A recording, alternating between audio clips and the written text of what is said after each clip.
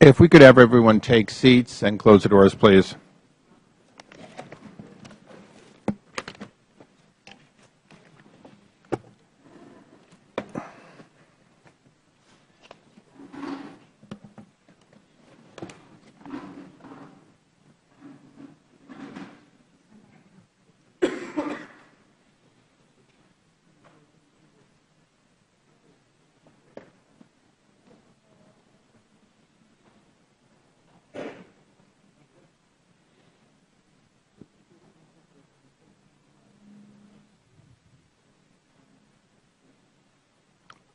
Chaplain, there's a seat up front for you if you'd like it, please. Please.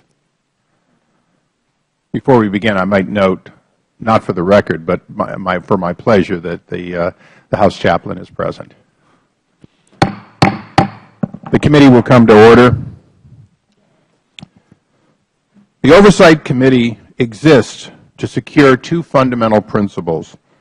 First, America has a right to know that the money Washington takes from them is well spent. And second, Americans deserve an efficient, effective government that works for them. Our duty on the Oversight and Government Reform Committee is to protect these rights. Our solemn responsibility is to hold government accountable to taxpayers, because taxpayers have a right to know what they get from their government. Our responsibility is to work tirelessly in partnership with citizen watchdogs to deliver the facts to the American people and bring genuine reform to the federal bureaucracy.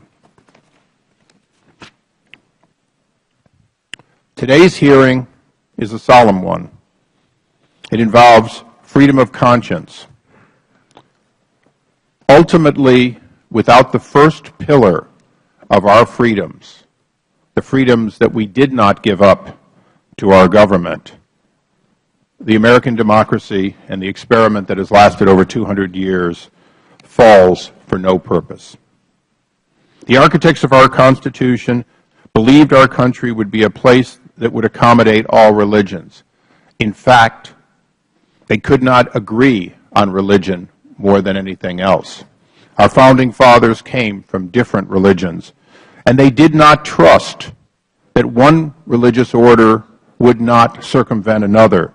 For in fact, many came from a country in which they were of one religion and had to change to another on a government edict.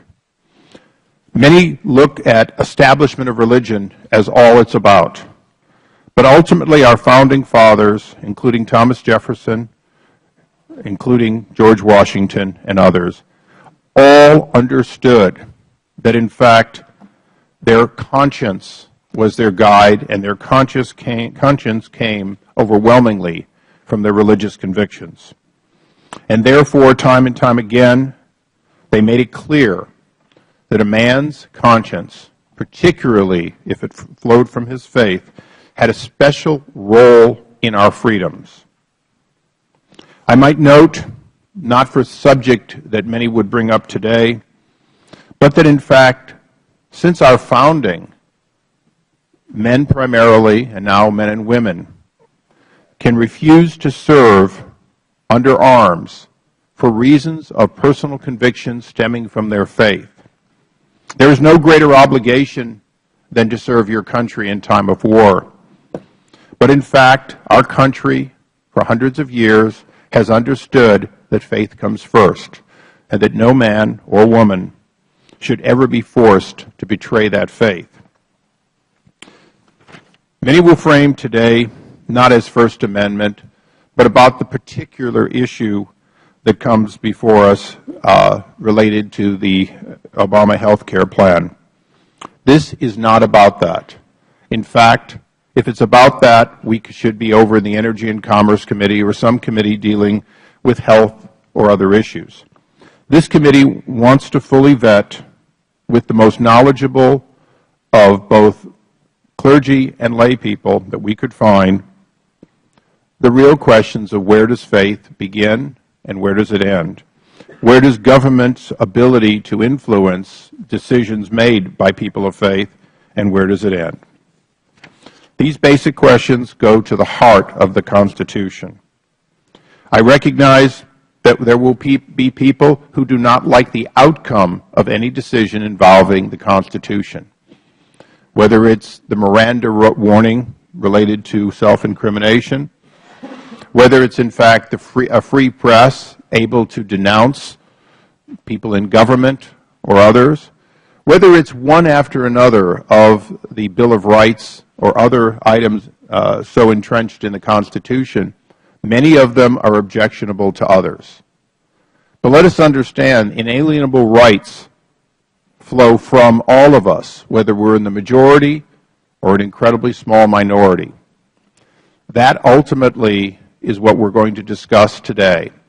I expect that we will hear from people who have spent their entire life pondering these very questions of faith and conscience. I expect we will meet in the second panel, particularly from people who must execute both faith and often education and other responsibilities that have fallen to church and church-like groups since our founding. I take this as very solemn. I know that all of us on the panel do. The tone today is about learning and listening, and I certainly hope all of us who came here, including the students who are in the audience today, recognize how important this juncture in our democracy is. And with that, I recognize the ranking member for his opening statement. Thank you very much, Mr. Chairman. As the son of two Pentecostal ministers from a small church in Baltimore, I understand the position of the religious community on this issue. I know both through my faith and my legal training that we have an obligation as a nation to make accommodations when appropriate to avoid undue interference with the practice of religion. But there's another core interest we must consider, and that is the interest of women. The pill has had a profound impact on their well-being, far more than any man in this room can possibly know. It has allowed women to control their lives and make very personal decisions about how many children to have and when to have them. I think everyone understands what is going on here today. The chairman is promoting a conspiracy theory that the federal government is conducting a war against religion. He has stacked the hearing with witnesses who agree with his position. He has not invited Catholic Health Association, Catholic Charities, Catholics United, or a host of other Catholic groups that praise the White House for making the accommodation they made last week. He has also refused to allow a minority witness to testify about the interests of women who want safe and affordable coverage for basic preventive health care, including contraception. In my opinion, this committee commits a massive injustice by trying to pretend that the views of millions of women across this country are meaningless or worthless or irrelevant to the debate. For these reasons, I yield the rest of my time to Congresswoman from New York, Carolyn Maloney. Thank you, Elijah. I know firsthand of your deep faith, and I know you place tremendous value on your faith and on open dialogue. So I appreciate your efforts to get a more balanced hearing today. What I want to know is, where are the women? When I look at this panel, I don't see one single woman representing the tens of millions of women across the country who want and need insurance coverage for basic preventive health care services, including family planning. Where are the women? Mr. Chairman, I was deeply disturbed that you rejected our request to hear from a woman, a third-year student at Georgetown Law School named Sandra Fluke. She hoped to tell this committee about a classmate of hers who was diagnosed with a syndrome that causes ovarian cysts. Her doctor prescribed the pill to treat this disease, but her student insurance did not cover it. Over several months, she paid out hundreds of dollars in out-of-pocket costs until she could no longer afford her medication, and she eventually ended up losing her ovary. Your staff told us you personally rejected Ms. Fluke's testimony, saying that, and I quote, "The hearing is not about reproductive rights and contraception," end quote. Of course this hearing is about rights, contraception and birth control. It's about the fact that women want to have access to basic health services, family planning through their health insurance plan. But some would prevent them from having it by using lawsuits and ballot initiatives in dozens of states to roll back the fundamental rights of women to a time when the government thought what happened in the bedroom was their business and contraceptives were illegal. Tens of millions of us who are following these hearings lived through those times, and I can tell you with great certainty, we will not be forced back to that dark and primitive era. This is why last week the administration announced a common sense accommodation. Churches do not have to provide insurance coverage for contraceptives. They do not have to approve them. They do not have to prescribe them, dispense them, or use them. But women will have the right to access them. Women who work at nonprofit religious entities like hospitals and universities will be able to obtain coverage directly from their insurance companies, not from religious organizations, but from independent insurance companies. Medical and health experts support this policy. Economists support it, and a host of Catholic groups that were conspicuously not invited to testify today. The vast majority of women, including women of faith, use some form of birth control at some point in their lives, whether to plan the number or spacing of their children or to address significant medical conditions.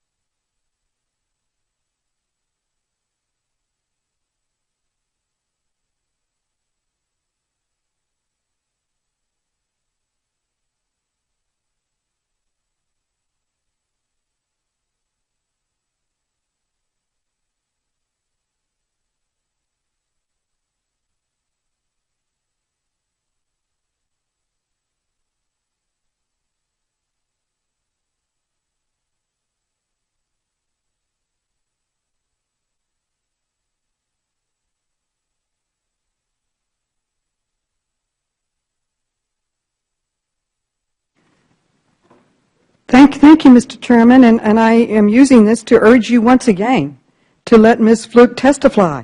Let one woman speak for the panel right now on this all-male panel. She is here in the audience today. She is steps away. Even if you think you will disagree with everything she says, don't we owe it to the tens of millions of American women whose lives will be affected to let just one woman speak on their behalf today on this panel, as requested by the Democratic minority?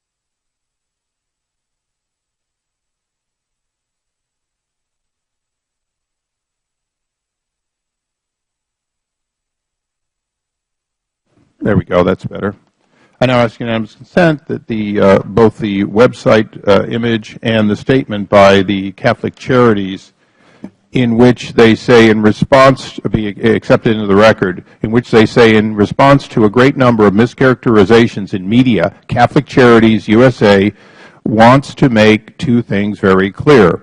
We have not endorsed the accommodations of the HHS mandate that was announced by the administration last Friday. And secondly, we unequivocally share the goal of the U.S. Catholic bishops to uphold religious liberty and will continue to work with the Catholic bishops toward that goal. Any representation to the contrary is false. Additionally, and without objection, so ordered. Additionally, I ask unanimous consent that the letter dated February 15, 2012, and entitled Unacceptable be placed in the record.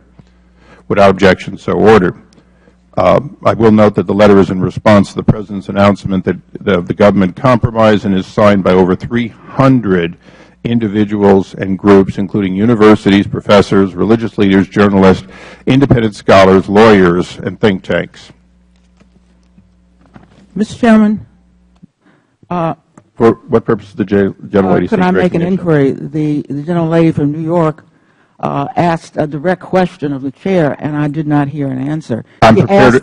She asked that. The gentlelady, I understand, and I was prepared the next item to respond to both the ranking member and the gentlelady. This House takes very seriously the committee rules. It is a tradition, but not a rule of the committee, that the minority have a witness. It is a tradition that the minority have one witness. Just yesterday, the minority asked for and received two witnesses, one on each panel. They were both qualified, one being a U.S. Senator, but yet qualified.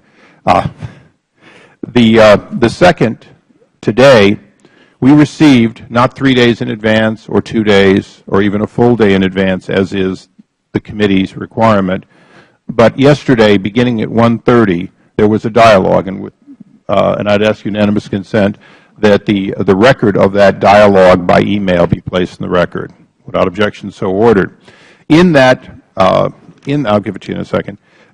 In that dialogue, beginning only at 10:45 in the morning and going through 4:59, there was an exchange of requests. The initial request by the minority was for two witnesses, the one who has been mentioned, and Barry Lynn.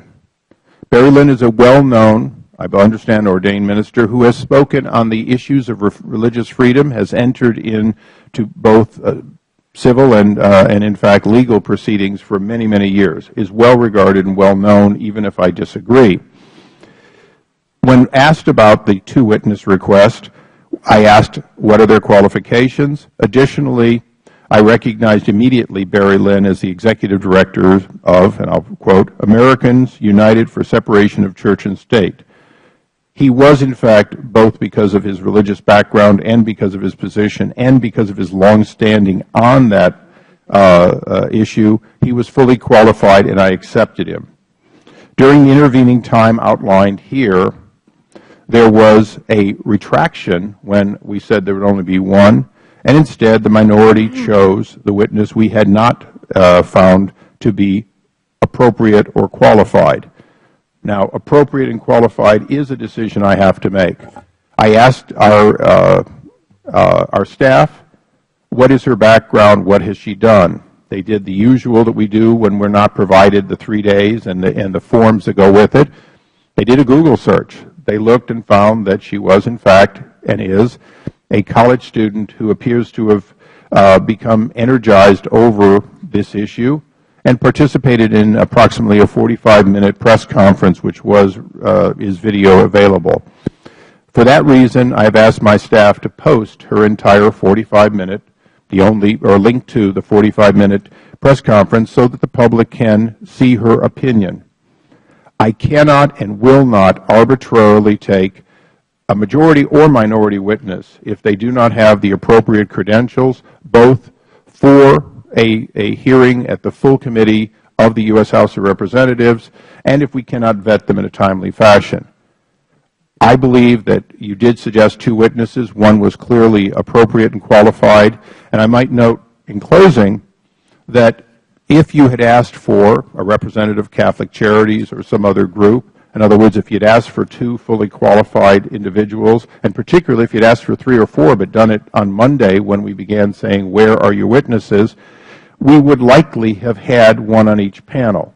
So today we will have Barry Lynn, if he comes in time for the second panel, we'll include him, and you will not have a witness otherwise. But understand, for all the folks that have made this point, not asked for in a timely fashion, not accepting the one of the two that you asked for that we accepted, makes it very difficult beginning yesterday and going through the afternoon. Does that fully answer the gentlelady's question? Ms. Maloney. Ms. Fluke is a student at a well-respected Catholic university. She is affected by these policies. Why in the world is she not qualified to speak? And I appreciate the gentlelady's question.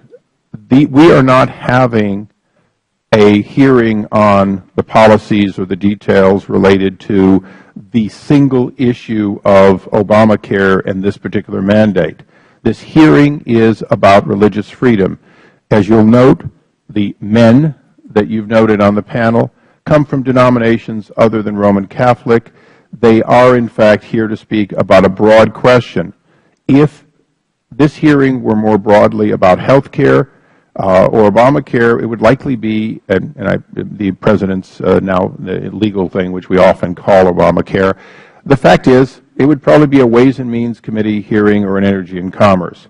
We are here looking at government's bounds of, in fact, not is it a good idea, not does it save or cost money, but in fact, how does it impact religious organizations and people of conscience and faith.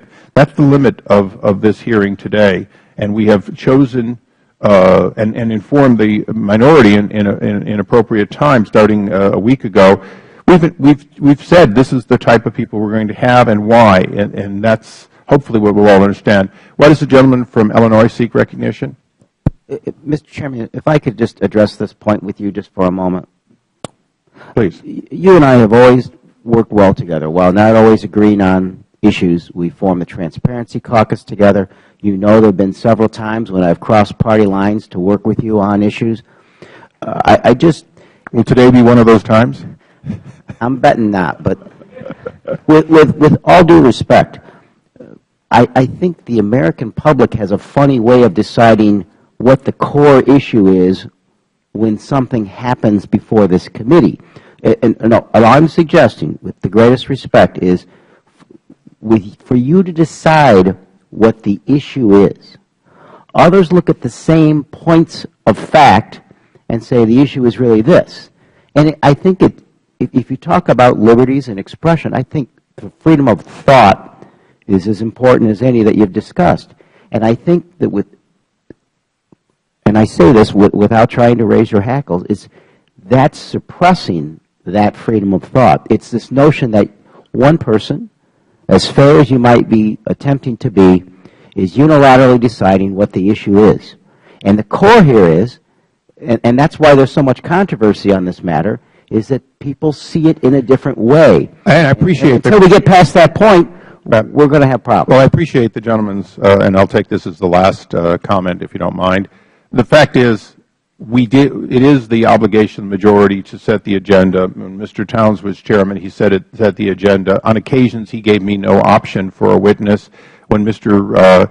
Waxman was, in fact, the chairman, including the staff director, who's now whispering in your ear, they gave us one witness on a third panel. And by the way, we had to have it in a timely fashion. So I appreciate your comments. The fact is, we will now go to our first panel of witnesses. And with that, for what purposes Mr. Turner seek a limited time? Thank you, Mr. Chairman. I appreciate the opportunity. The gentleman is recognized for 1 minute.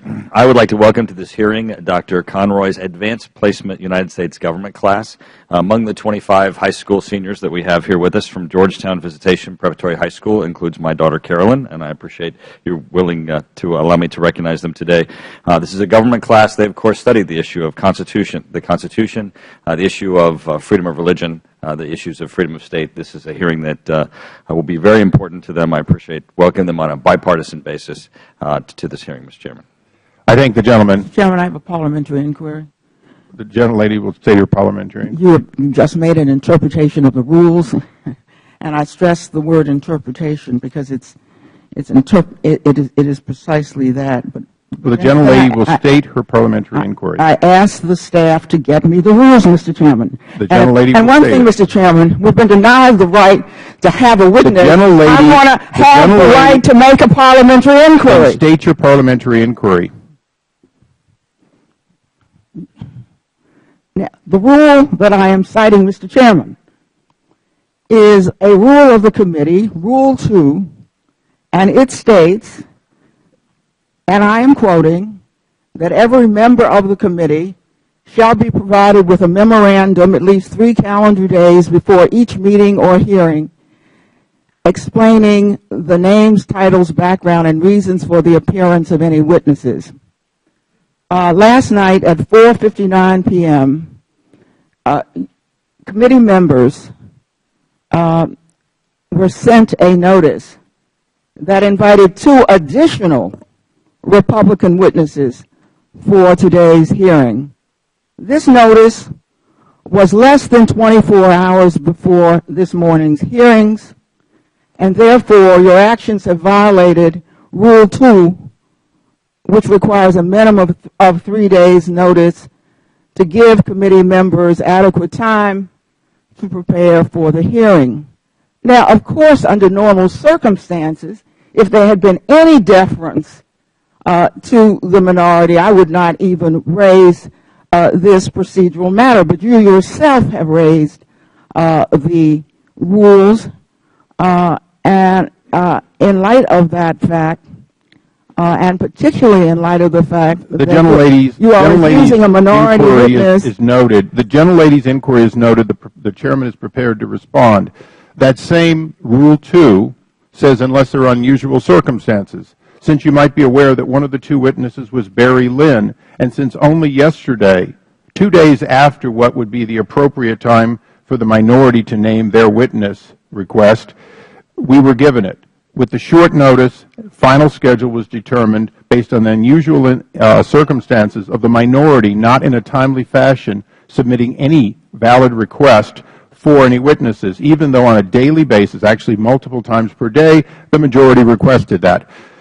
With that, the chair will now welcome our first panel of witnesses. Mr. Chairman, I ask for a vote on my inquiries. Whether We now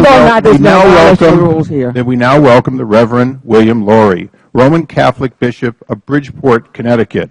He is chairman of the Ad Hoc Committee for Religious Liberty of the United States Conference of Catholic Bishops. In other words, the go-to on this issue. The Reverend Matthew Harrison is president of the Lutheran Church, Missouri Synod. Did I pronounce that last? Synod. We have two Dr. Mitchell, so this is going to be an interesting day.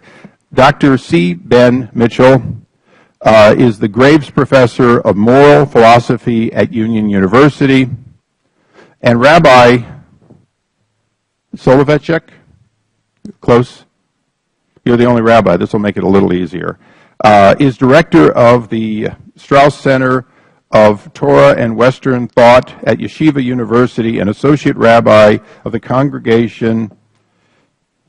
And that one you're going to have to help us with. So it will be.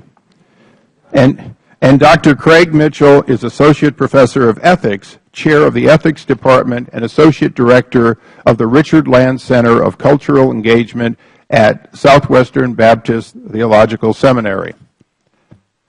I know you're clergy, I know you're sworn to God, but this committee has a rule that you'll also be sworn here. Would you please rise to take the oath? Raise your right hands, please.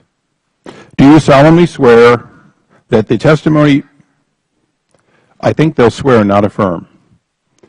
Do you solemnly swear that the testimony you're about to give will be the truth, the whole truth, and nothing but the truth? Let the record reflect that all witnesses answered in the affirmative. Thank you. Please be seated. Today is a large panel on the first and the second panel, so your entire statements and extraneous information you would like to supplement within 5 days will be placed in the record. So I would ask you as close as possible to observe the lights or the timers in front of you and stay as close as you can to 5 minutes, recognizing that there are no sermons here today. And with that, Bishop Laurie, you is recognized. Thank you very much, Mr. Chairman, distinguished members of the committee, for the opportunity to testify today. For my testimony today, I would like to tell a story. Let's call it the parable of the kosher deli. Once upon a time, a new law was proposed so that any business that serves food must serve pork. There is a narrow exception for kosher catering halls attached to synagogues, since they serve mostly members of that synagogue, but kosher delicatessens are still subject to the mandate. The Orthodox Jewish community, whose members run kosher delis and many other restaurants and groceries besides, expresses its outrage at the new government mandate. And they are joined by others who have no problem with eating pork, not just the many Jews who eat pork, but people of all faiths, because these others recognize the threat to the principle of religious liberty. They recognize as well the practical impact of the damage. to that principle. They know that if the mandate stands, they might be the next ones to be forced, under the threat of government sanction, to violate their most deeply held beliefs, especially their unpopular beliefs. Meanwhile, those who support the mandate respond, "But pork is good for you." Other supporters add, "So many Jews eat pork, and those who don't should just get with the times." Still others say, "Those Orthodox are just trying to impose their beliefs on everyone else." But in our hypothetical, those arguments fail in the public debate because people widely recognize the following points. First, although people may reasonably debate whether pork is good for you, that's not the question posed by the nationwide pork mandate. Instead, the mandate generates this question: whether people who believe, even if they believe in error, that pork is not good for you, should be forced by government to serve pork within their very own institutions. In a nation committed to religious liberty and diversity, the answer, of course, is no. Second, the fact that some Jews eat pork is simply irrelevant. The fact remains that some Jews do not, and they do not do so out of their most deeply held religious convictions. Does the fact that large majorities in society, even large majorities within protesting religious communities, the fact that they reject a particular religious belief, does that make it permissible for the government to weigh in on one side of the dispute? Does it allow government to punish that minority belief with coercive power?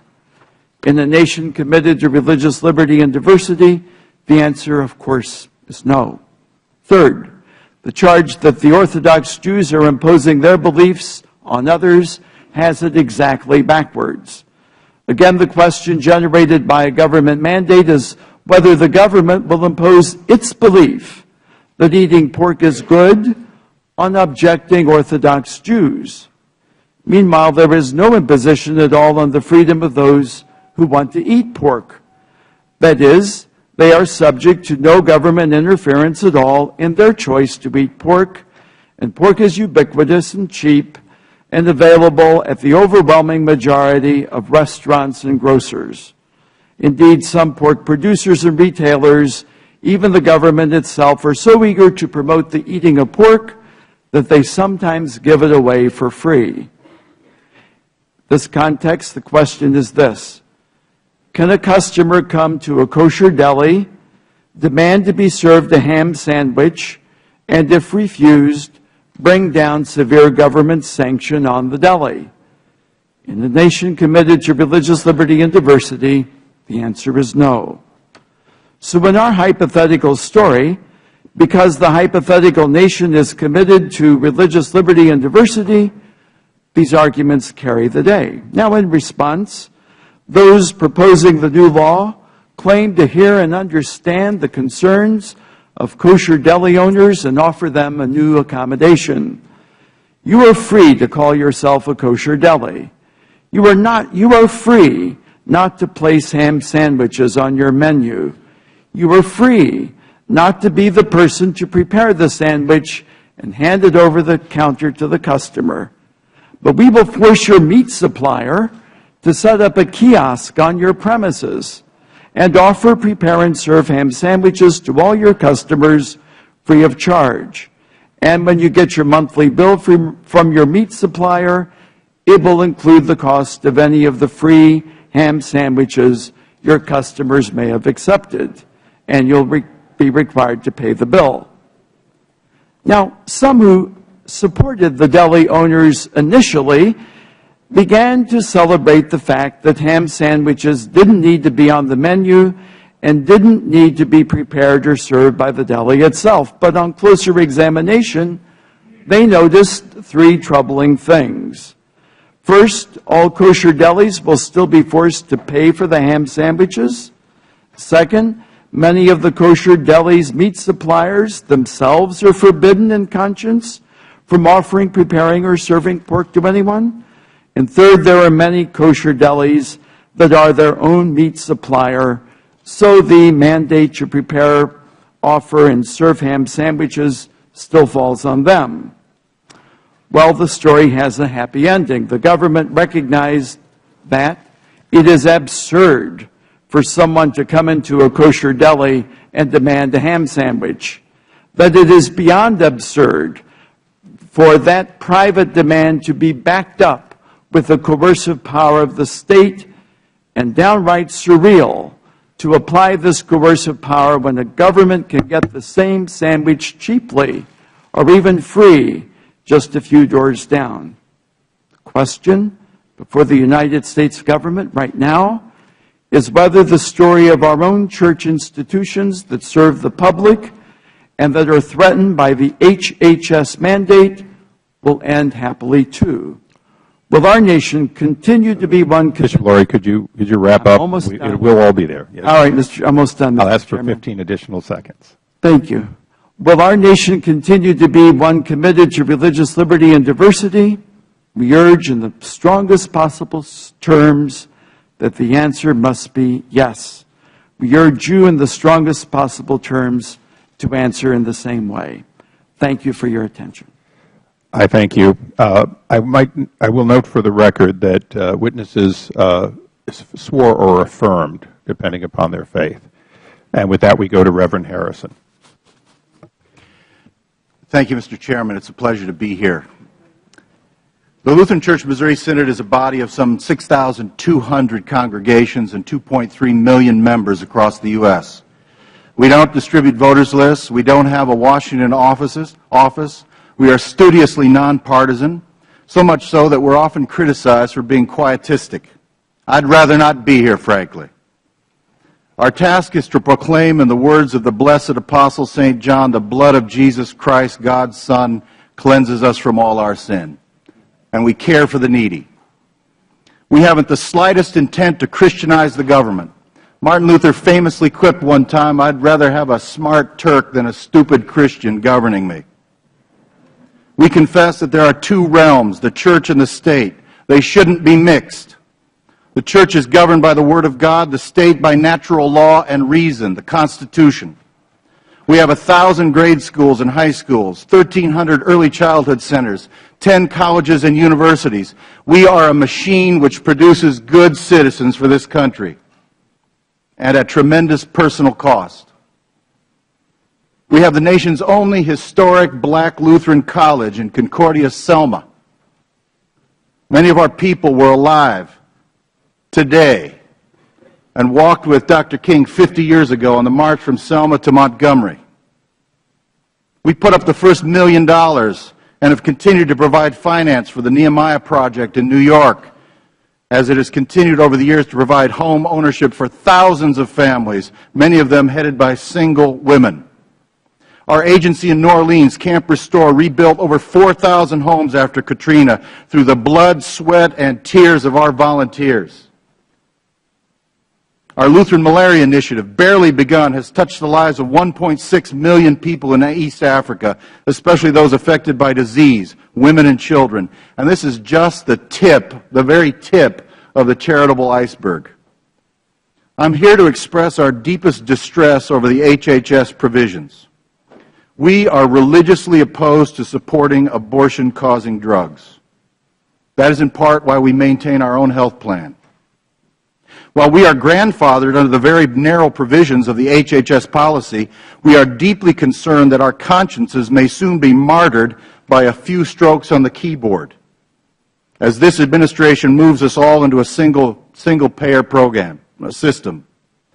Our direct experience in the Hosanna Tabor case with one of our congregations gives us no comfort that this administration will be concerned to guard our free exercise rights. We self-insure 50,000 people. We do it well. Our workers make an average of $43,000 a year.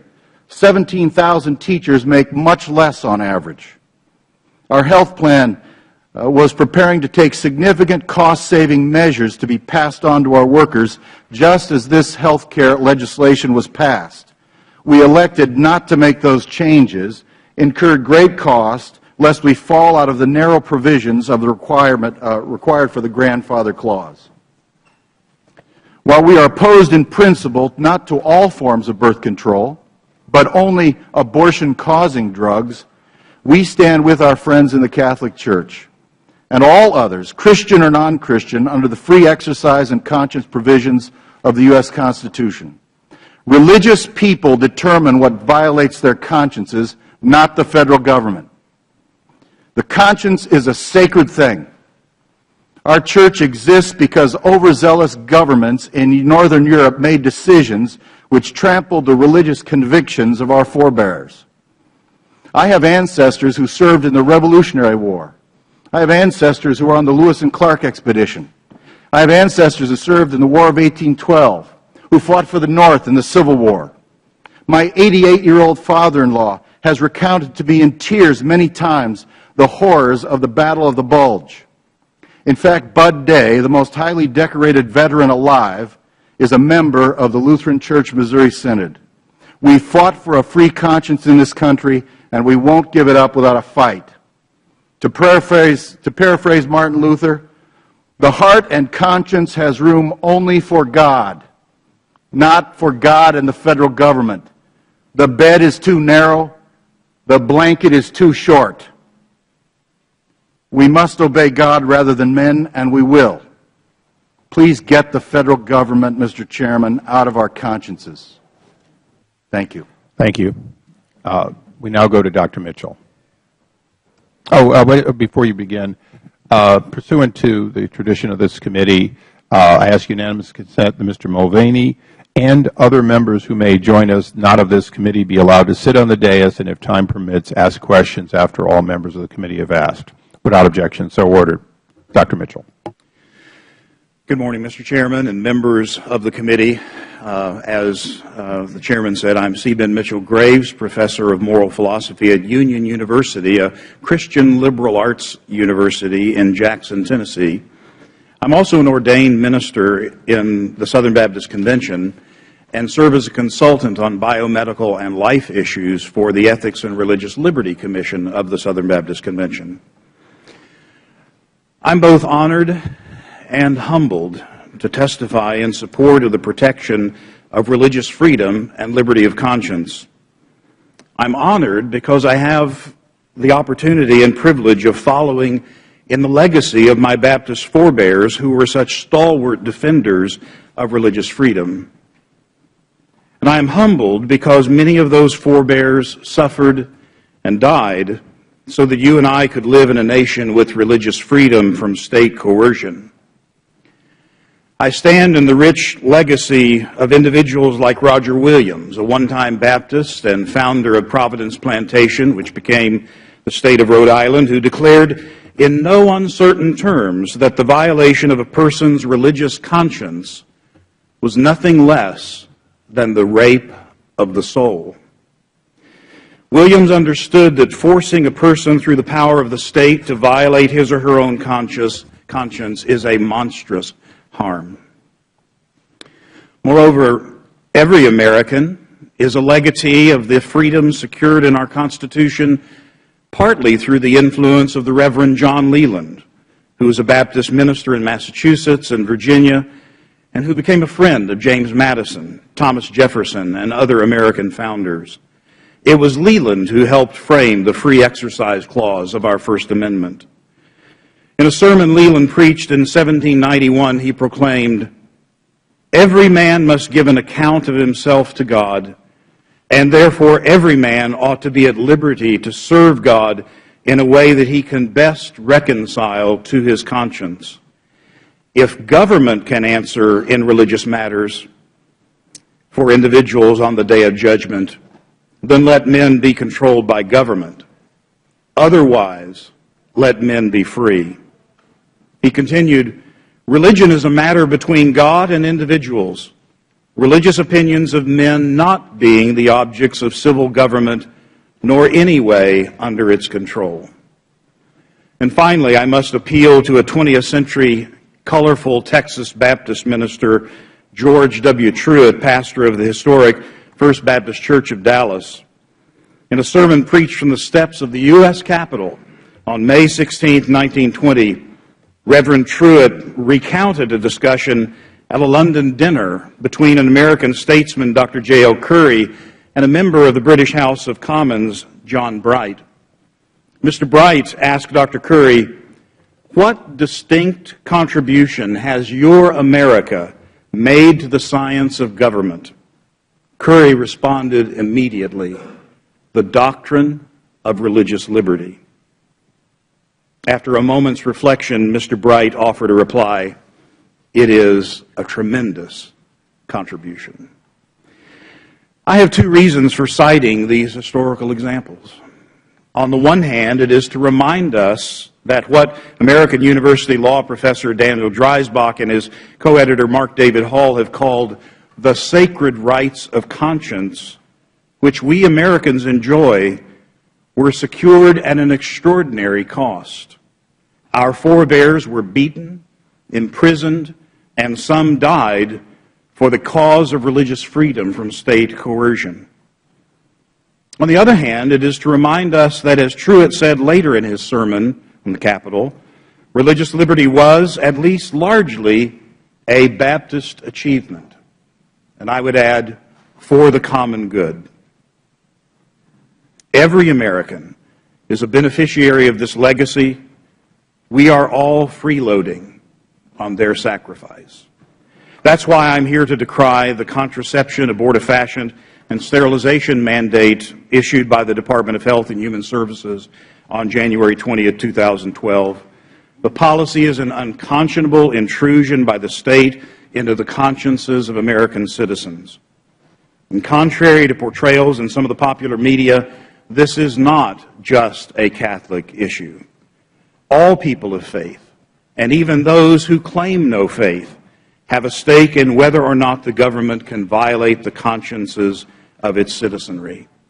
Religious liberty and the freedom to obey one's conscience is also not just a Baptist issue. It is an American issue, enshrined in our founding documents. The Obama administration's most recent so-called accommodation for religious organizations is no accommodation at all. It is a bait-and-switch scheme, in my view, of the most egregious sort. Thank you for this opportunity. Thank you, Dr. Mitchell. Rabbi, if you're going to do anything on, Catholic rules, just, do it as well as Bishop Laurie did. No, I'll stay out of that, thank you. The rabbi is recognized. I'm also very concerned about the pork being produced here in Washington, actually, which is something that... We all say we're concerned, but when it comes time to actually not serve it, it seems like it comes out. That's the problem. Gentleman's recognized. Thank you, Chairman Issa, members of the committee. In August of 1790, Moses Seixas, a leading member of the Hebrew congregation of Newport, Rhode Island, composed a letter to then-President George Washington, who was visiting Newport. In his letter, Seixas gave voice to his people's love of America and its liberties. Quote, "Deprived as we heretofore have been of the invaluable rights of free citizens," wrote Seixas, "we now, with a deep sense of gratitude to the Almighty, behold a government which to bigotry gives no sanction, to persecution no assistance." End quote. Washington responded with sentiments that Jews hold dear to this day. Quote, "The citizens of the United States of America have a right to applaud themselves," wrote Washington, "for giving to mankind a policy worthy of imitation. All possess alike liberty of conscience and immunities of citizenship." End quote. On Friday, in an op-ed in the Wall Street Journal, I joined Catholic and Protestant leaders in protesting a violation of religious freedom stemming from the Department of Health and Human Services' new directive, obligating religious organizations employing or serving members of other faiths to facilitate acts that those religious organizations consider violations of their religious tradition. Later that same day, the administration announced what it called an accommodation. Not religious organizations, but rather insurance companies would be the ones paying for the prescriptions and procedures that a faith community may find violative of its religious tenets. This putative accommodation is, however, no accommodation at all. The religious organizations would still be obligated to provide employees with an insurance policy that facilitates acts violating the organization's religious tenets. Although the religious leaders of the American Catholic community communicated this on Friday evening, the administration has refused to change its position thereby insisting that a faith community must either violate a tenet of its faith or be penalized. What I wish to focus on this morning in my very brief remarks is the exemption to the new insurance policy requirements that the administration did carve out from the outset, to wit, exempting from the new insurance policy obligations religious organizations that do not employ or serve members of other faiths. From this exemption carved out by the administration, at least two important corollaries follow. First, by carving out an exemption, however narrow, the administration implicitly acknowledges that forcing employers to purchase these insurance policies may involve a violation of religious freedom. Second, the administration implicitly assumes that those who employ or help others of a different religion are no longer acting in a religious capacity and as such are not entitled to the protection of the First Amendment. This betrays a complete misunderstanding of the nature of religion. For Orthodox Jews, religion and tradition govern not only praying in a synagogue or studying Torah in a Beit Midrash or wrapping oneself in the blatant trappings of religious observance such as phylacteries. Religion and tradition also inform our conduct in the less obvious manifestations of religious belief, from feeding the hungry to assessing medical ethics to 1,000,001 things in between.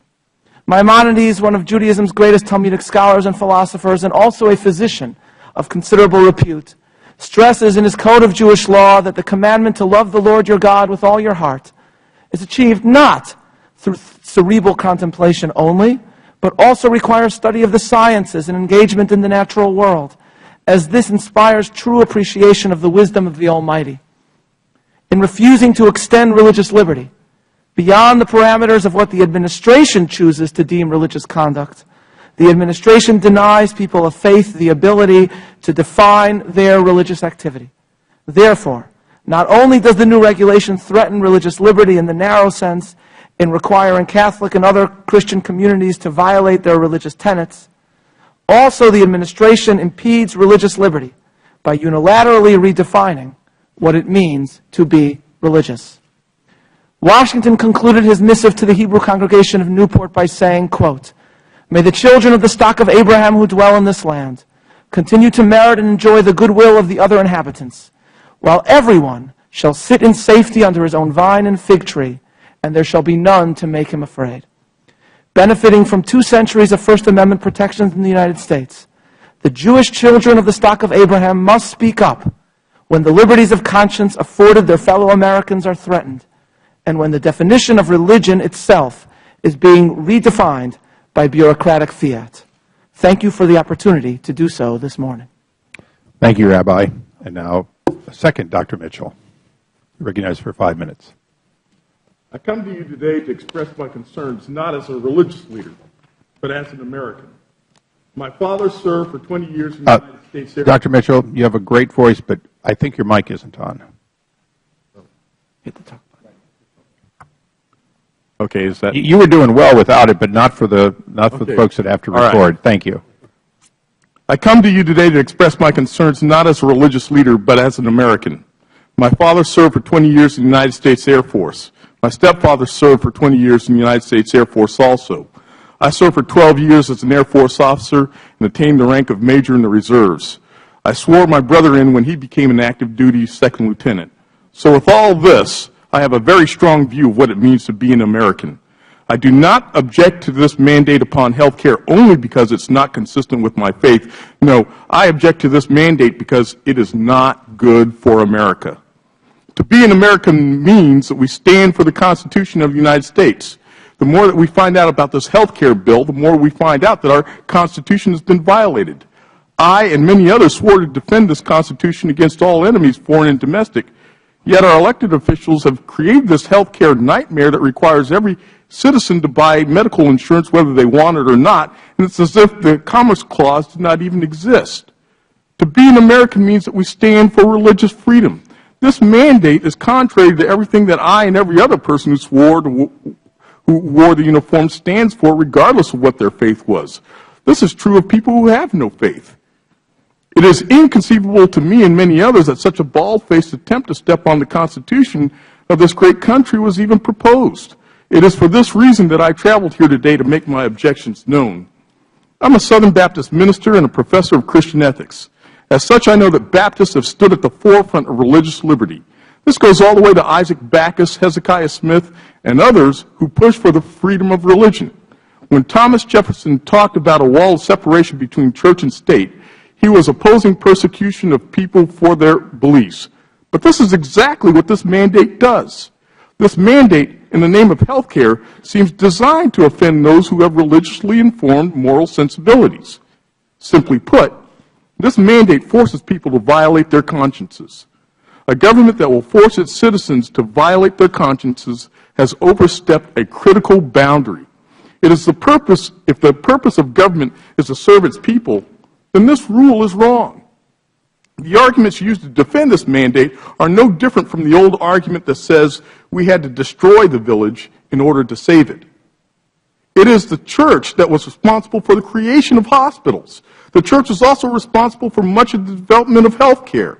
With this kind of history, it is ironic that religious organizations should have their rights crushed in the name of health care. If this is allowed to stand, then there's nothing that the U.S. government cannot compel its citizens to do. Explain to me how all of this is consistent with the American ideal. On Friday, the President made some changes to the mandate by having insurance companies pay for contraceptives and abortions. As an economist, I know that a tax liability on either the buyer or seller of a good will still be felt by the other. Consequently, the requirement for insurance companies to pay for this mandate will still be paid by their customers. In other words, this solution does not in any significant way dodge the religious liberty problems associated with this mandate, because those in religious institutions will still have to foot at least part of the bill. As such, my religious freedoms are still being violated. If the President is allowed to have his way, I and every other American will have no recourse to address this egregious act. As an economist, I also know that when the tax incidence is on the supplier, that the cost of the good or services increases. The President's health care bill was sold with the idea that it would cut costs. We are finding thus far it is becoming far more expensive than it was originally planned to be. This latest wrinkle only adds to the cost. In effect, it adds insult to injury, especially when you consider that most religious institutions are self-insured. In conclusion, this rule is wrong, not just for religious conservatives, it's wrong for all Americans because it takes away the freedom of the citizens while emboldening the federal government to do whatever it wants. It's wrong because it violates the Constitution. It's wrong because it violates religious liberty. It's wrong because it forces people to violate their consciences. It is wrong because it's more expensive. This ruling is just plain wrong for America. Thank you. I thank the gentleman. I will note that we are now joined by the gentlelady from the 3rd District of Connecticut, Ms. DeLauro, who also will be allowed to ask questions after all others. I will note for the record that I don't expect that to be able to happen on the first panel, but we will certainly, at a minimum, make it available on the second panel. Thank you. Pleasure having you. I'll now recognize myself for 5 minutes for a round of questioning. Both in a letter I received yesterday and in his opening statement, the ranking member read or paraphrased the following paragraph. As the son of 2 ministers from a small church in Baltimore, I completely understand the position of the faith-based community on this issue. I know both through my faith and my legal training that we have an obligation as a nation to make accommodations. I'll now pause. He goes on to say, where appropriate, to avoid undue interference with the practice of religion in this country. For each of you, if I simply strike from this paragraph, where appropriate, obviously determined by the government, and undue, obviously determined by the government, and I read, to make accommodations to avoid interference with the practice of religion in this country, is that paragraph and that statement consistent with each of your views?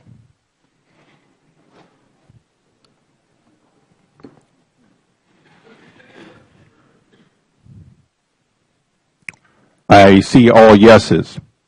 So is it fair to say then that what we're debating here is government's decision that it can determine on behalf of people of faith and conscience the question of where appropriate and what is undue.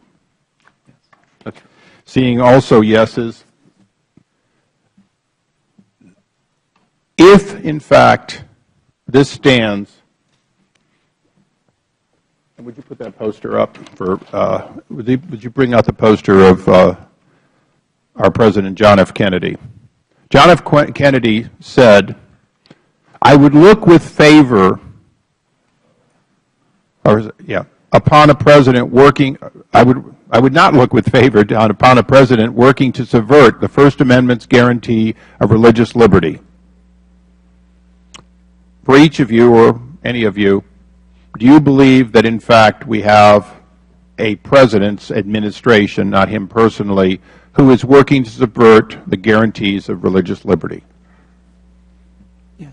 Rabbi? Yes, absolutely. That is what the current policy does, in effect. What their motivation is, I can't speak for that, but there is no question that the current policy and intent announced by the Department of Health and Human Services does restrict and does effectively damage religious liberty in this country. Let me ask a question, because each of you has expressed either opposition to the rule on the merits of what it does, or opposition because of how it affects future decisions of religious freedom. But let me go briefly into the question of the actual health items it affects. I was brought up to believe that government in this country is separate, clearly separate from our faith, and that often government does things which in our faith we object to, but that is in fact the part of give Caesar his due that we all grew up being taught in one way or another. So in fact, if government were to provide these services over our personal objections, if government were to take our tax money and fund that, something that we have a heated discussion about all the time, would you change your position, not from objecting to the particular funding, but to the question of whether or not it is in fact impinging on or infringing your liberty and your ability to teach your faith and to practice it? Yes, Bishop. Government already does supply those things with our tax dollars. What we're objecting to is that government is now reaching into the internal governance of our religious bodies and requiring us directly or indirectly to use our own resources for it, because there's no such thing as free.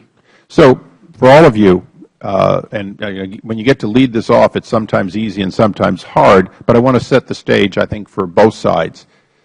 The fact is, today, what many of the members of the minority talked about, women's rights, reproductive rights, safety, health, the fact is the government spends your tax dollars involuntarily, in many cases, to do things that are along these lines, either for the poor and indigent or for others, and although religiously you may object to it, you recognize that that's separate from telling you must participate directly through your activities. Is that really what we're talking about here today? Definitely. Reverend Harris? Precisely. And it's been said that Caesar must be given no less than what is Caesar's, but no more either. And you hit the nail right on the head. We participate by paying our taxes in every aspect of society. We participate communally, etc. But this provision is draconian in that it invades the realm of our conscience, and it becomes impossible for us. Thank you. My time has expired, but Dr. Mitchell, you may answer if you briefly. Yeah, especially when you consider that most religious organizations are self-insured. We have our own insurance agencies, and forcing us to use our own money to do this, that's really getting into it. Rabbi, do you have anything? I think that's exactly right, Chairman Issa. And the President's spokesman recently, when speaking about the subject, said that what their concern is that they don't want religious employers, organizations restricting access to specific prescriptions, etc. But of course, those who have a religious objection are not seeking in America to restrict their access to it. What they are seeking is the freedom in their own right not to facilitate something that violates the tenets of their own faith. Thank you. The gentleman from the ranking member is recognized for 5 minutes. Bishop Lurie, I want to thank you. I want to thank all of you for being here. And let me say that I'm very thankful for the service of your organization and other Catholic groups that provide so much help to the poorest among us. So I thank you. On today's topic, I'd like to ask about all the other Catholic entities that praised the administration for their decision last week to allow them to operate consistently with their faith and the law. Because people are becoming confused. Some still have questions such as how entities that self-insure will be treated, but they all commended the administration. Unlike you, they believe these remaining issues can be worked out. For example, the Catholic Health Association represents the largest group of nonprofit healthcare providers. They stated that they were, and I quote, very pleased with the White House announcement that a resolution has been reached and that protects the religious liberty and conscious rights of Catholic institutions, end of quote. Similarly, Catholic Charities USA, the largest private network of social service organizations in the United States, stated that, and I quote, it welcomes the administration's attempt to meet the concerns of the religious community, end of quote. Catholics United is a nonprofit organization dedicated to promoting the Catholic social tradition. They called the White House plan, and I quote, a win-win solution, and stated that, and I quote, President Obama has shown us that he is willing to rise above the partisan fray to deliver an actual policy solution that both meets the health care needs of all employees and respects the religious liberty of Catholic institutions, end of quote. And I know we can all differ in our opinions. But Bishop Lurie, do you disagree with all these other Catholic leaders who believe the administration has struck the right balance? Well, thank you very much for the opportunity to comment on that. First of all, when the announcement was made last Friday, it came upon certainly the bishops' conference of a sudden. There was no prior consultation. It was not given to us in writing, and it was told to us not long before it was announced. When we first heard it ourselves, we wondered if there might not also be a glimmer of hope, but upon further analysis within that same day, we immediately began to see problems.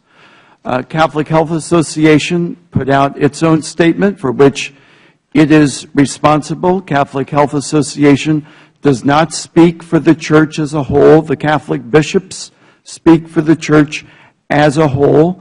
It is a lobbying group. It is a trade association. It is not the Catholic Church as such. And it is instructive that as time has passed on and there's been further opportunity for analysis, both at the level of morality and at the level of policy, there are questions that Catholic Health Association itself is now rightfully asking. Catholic Charities USA is in the same position. While it initially offered a positive statement, it would seem, as time goes on, it has also recognized that there are very serious problems at the level of principle and at the level of practicality, and they have issued a statement indicating their solidarity with the bishops. I don't know much about Catholic United, except it doesn't have any particular standing in the church. A few minutes ago, the chairman asked a question, and I think I got it right. Did you all believe that the Obama administration was truly, do you really believe that he's trying to subvert religion? I think the rabbi did answer that. Did you answer that? Do you really believe that? Would the gentleman yield? Yeah. Well, whatever question. The word subvert, I said, well, why don't you correct me? Tell me what you asked. You held up the sign and just tell me what you asked. I just want to ask the question that you asked. I'm asking him specifically. We'll ask unanimous consent for additional No 1 problem. minute. I said very clear. I wasn't trying to confuse anybody. The rabbi answered the question. Remember, Rabbi, what was the question? Just for the record, Rabbi, I said that President John F. Kennedy said, I would not look with favor upon a president working to subvert the First Amendment's guarantee of religious liberty. And then I asked all about John F. Kennedy's statement. And the gentleman was closer to right than I remembered. Okay. If I could just speak to that for 1 moment. And I did not say, Congressman Cummings, that the President or the administration is trying to subvert religious freedom. What I said was that the policy, in effect, damages religious freedom. I made no statement at all about what they are intending to do. That's not, I'm not saying anything about that. And what about you, Rabbi? Do you really believe that? You mean myself? Yeah, you. Congressman, thank you. Yes, sir. I believe there are serious challenges, and not just with the HHS rule, but also we saw serious challenges with Hosanna Tabor, and we saw serious challenges in an attempt by HHS to deny contracts to Migration and Refugee Services and Catholic Relief Services because those organizations, in fidelity to the Church, would not provide the so-called full range of reproductive services. We have an ad hoc committee on religious liberty that is a part of the Bishops' Conference because we have massive concerns about religious liberty at the state and federal level. Massive concern. If I remember, we had a hearing on that, on these contracts that you just talked about, and it showed that in the hearing it came out that the Catholic Church, I guess I'm saying this right, received millions upon millions of dollars in all kinds of contracts. You're familiar with that, right? Mr. Congressman, we don't get a handout. Oh, I never said that. We contract for services and we deliver and we bring to those services some moral convictions. And we shouldn't be at a disadvantage because we bring some moral convictions to the table. We also bring the generosity of the Catholic people, and we bring volunteers. When you contract with the Church, you get a bang for your buck. Thank you very much, Mr. Chairman. Thank you. We now recognize the gentleman from North Carolina, Mr. McHenry, for 5 minutes. Thank you, Mr. Chairman. It's a very simple and broad question for the whole panel. Very simple question. Is this ruling by HHS, do you view this as a issue of contraception and abortifacients, or an issue of religious freedom and conscience protections? Bishop Laurie, and we'll certainly go down the row. We view it as an issue of religious liberty. We view it, first of all, and primarily at the level of principle. It is a question of government reaching into the internal governance of religious bodies and making a requirement contrary to Church teaching. Thank you, sir. Reverend Harrison. Yes, we view it completely as a matter of religious freedom. We have never gone on record opposing all forms of birth control. We've only gone on record saying that we have moral objections to abortifacients, abortion-causing medications. So we are deeply concerned that this is a conscience issue. If we are forced in situations with our universities and other institutions to act in ways fundamentally contrary to our religious convictions, it has a disparaging effect on our institutions. It denudes us of the very faith that has driven us into those situations where we care for people in need. Thank you. Dr. Mitchell. It is completely a religious liberty issue for us, a freedom of conscience issue for us. There is an erosion of trust, I must say, among Baptists or many Baptists and the administration. And as we now are sort of experiencing the warm winds of an Arab Spring in the Middle East, we worry seriously. It's a solemn issue for us. We worry seriously that we may be entering the first chilling days of our winter of discontent. Rabbi? Yes, Congressman, this is absolutely an issue of religious freedom and only of religious freedom. If there are members of this committee or of Congress or of the executive branch who are concerned about access to contraception, they can seek through legislation or otherwise to ensure greater access to that. That can be debated in Congress. The members of Congress can vote on that, etc. And they're absolutely entitled and able to do that as members of Congress under the powers granted to them by the Constitution. What they cannot do, and that's why we're here today, is to achieve this end by trampling on the religious freedoms and the liberty of conscience of Americans. And they can't do that because that would be a violation of the Constitution that both members of Congress and of the executive branch have sworn to uphold and protect. Thank you, sir. Dr. Mitchell. Yes, this is clearly an issue of religious liberty, and it's one that I couldn't have imagined coming. And I think to see it as anything else is to completely miss the real importance of this issue. And so that's why I'm here. Thank you. Thank you for answering that question. A lot of folks want to pose this as a question of access to contraception. It is a deeper question of conscience protection and compelling an individual not simply to not do something, but compelling an individual to purchase something which they find morally objectionable, and using the force of the state to compel them to do that. There's an additional question. You know, there's a distinction within this rule about whether or not you're a religious institution, primarily serving people only of your faith, or are you open to others? So, Bishop Laurie, there's a significant amount that the Catholic Church does, not just in Washington, D.C. or Connecticut, but across the country. So why does the Catholic Church only serve Catholics? No, it does not. Why? We serve... with all due respect, I'm Catholic, and for me to speak to a bishop like this is a little, little bit of it is your immortal soul you're risking. Yes. Well, room over here.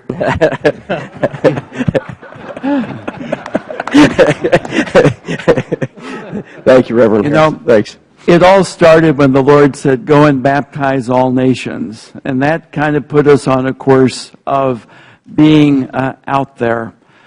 We serve people of all faiths and none, not because they're Catholic, but because we're Catholic and because our faith prompts us to do it. It flows from what we believe, how we worship, and how we are to live. And so we regard, for example, our Catholic charities as really an outgrowth of our discipleship of the Lord and our communion with one another in the Lord, not a side business. Thank you, and thank you, Mr. Chairman. Thank you. I might note, just to be ecumenical, that Beth Israel provides Sunday food for Father Joe Carroll's food bank in San Diego, just to make sure that all days are covered. With that, we recognize the former chairman of the full committee, Mr. Towns, for 5 minutes. Thank you very much, Mr. Chairman. I would like to ask unanimous consent that I be allowed to submit testimony from the National Health Law Program for the record.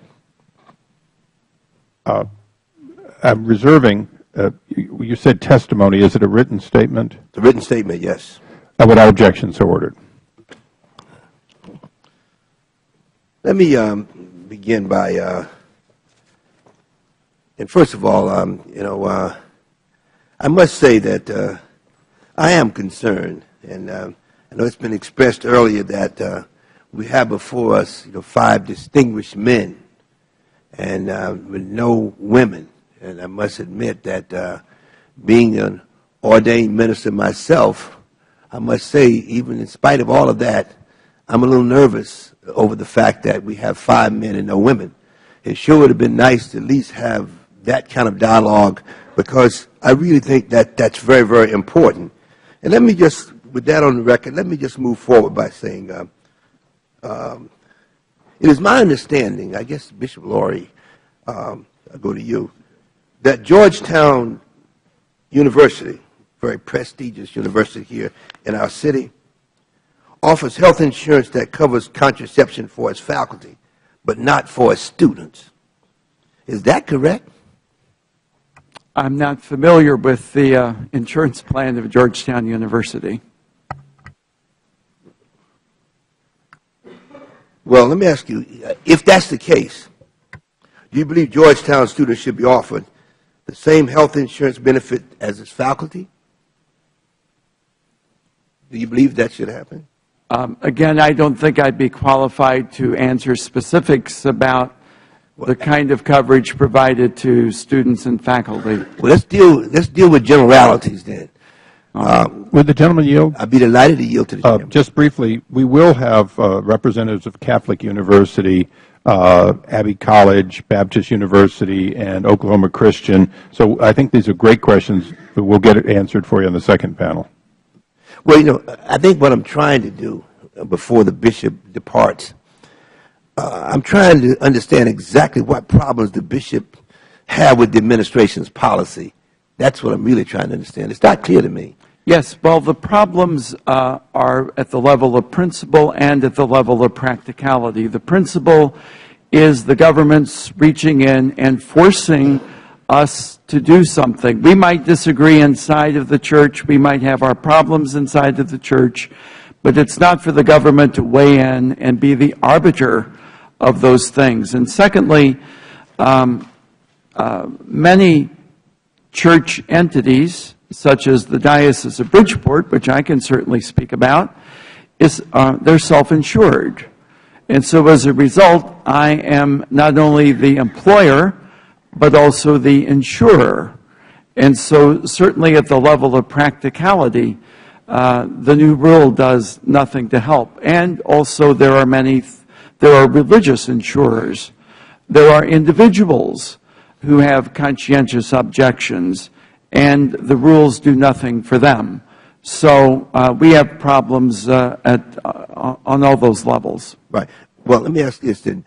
What if a Catholic entity decides that it wants to obtain insurance for its employees from outside that covers contraceptives?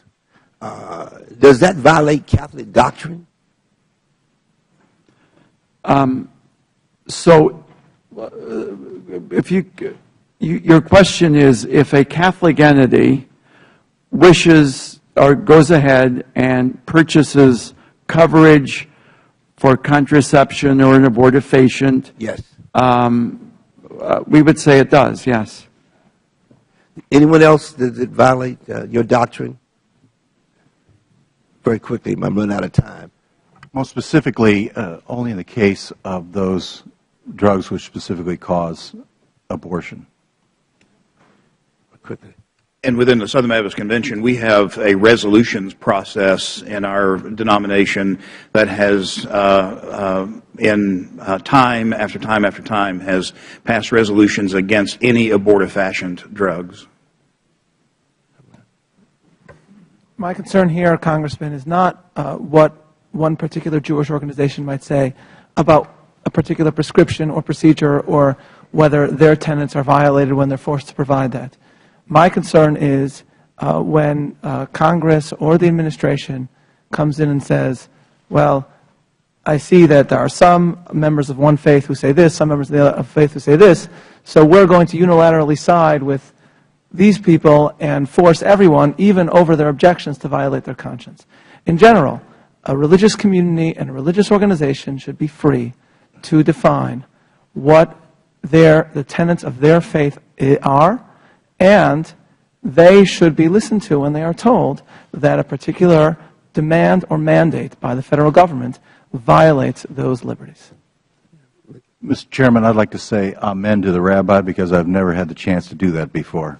The gentleman's time has expired. But can I get Dr. Mitchell's response? Of course, the gentleman can answer if he'd like to. Yes, the Southern Baptist Convention, that there's no one statement that speaks for all of us, but I think if you were to poll all the professors at our Southern Baptist seminaries, what you would find is that we stand solidly against abortion. We believe that it is contrary to Christian faith and practice. You know, the reason I asked this question, you know, being an ordained minister myself, you know, I still feel that the woman's right to choose is something that we should just not ignore. And of course, as I indicated early on, you know, it sure would be nice and make me feel a lot more comfortable if we had a couple of females on this panel. I yield back, Mr. Chairman. I thank the gentleman for yield back. I might note that the Reverend Barry Lynn was not a female, and that was who you requested that would have been on this panel. With that, we go to the gentleman from Michigan, Mr. Wahlberg, for 5 minutes. Thank you, Mr. Chairman, and I would yield for such time as needed. Thank you. I just want to be very brief. Gandhi said, in matters of conscience, the law of the majority has no place.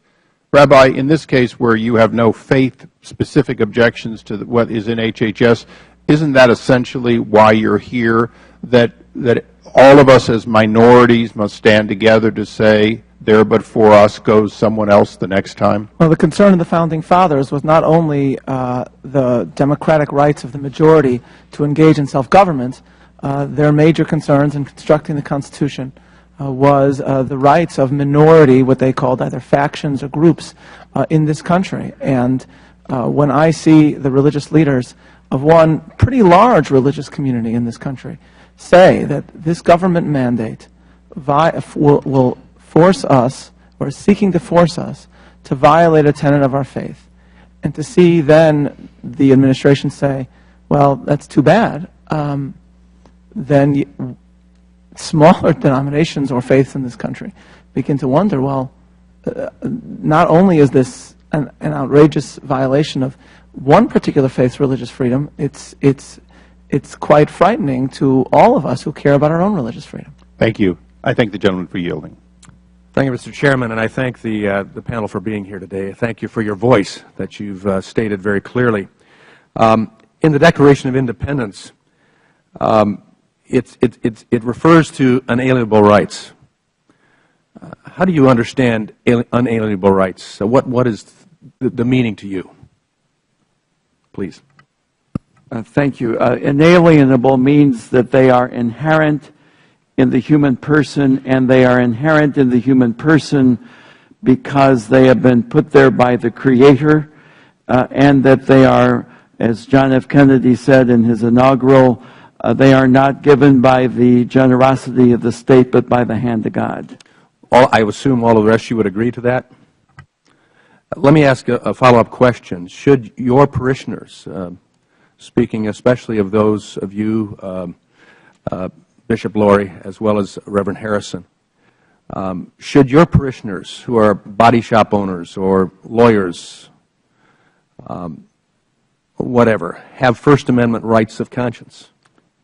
They most definitely should. Regardless of being an institution or not. Yes, institutional rights rest on the foundation of individual rights.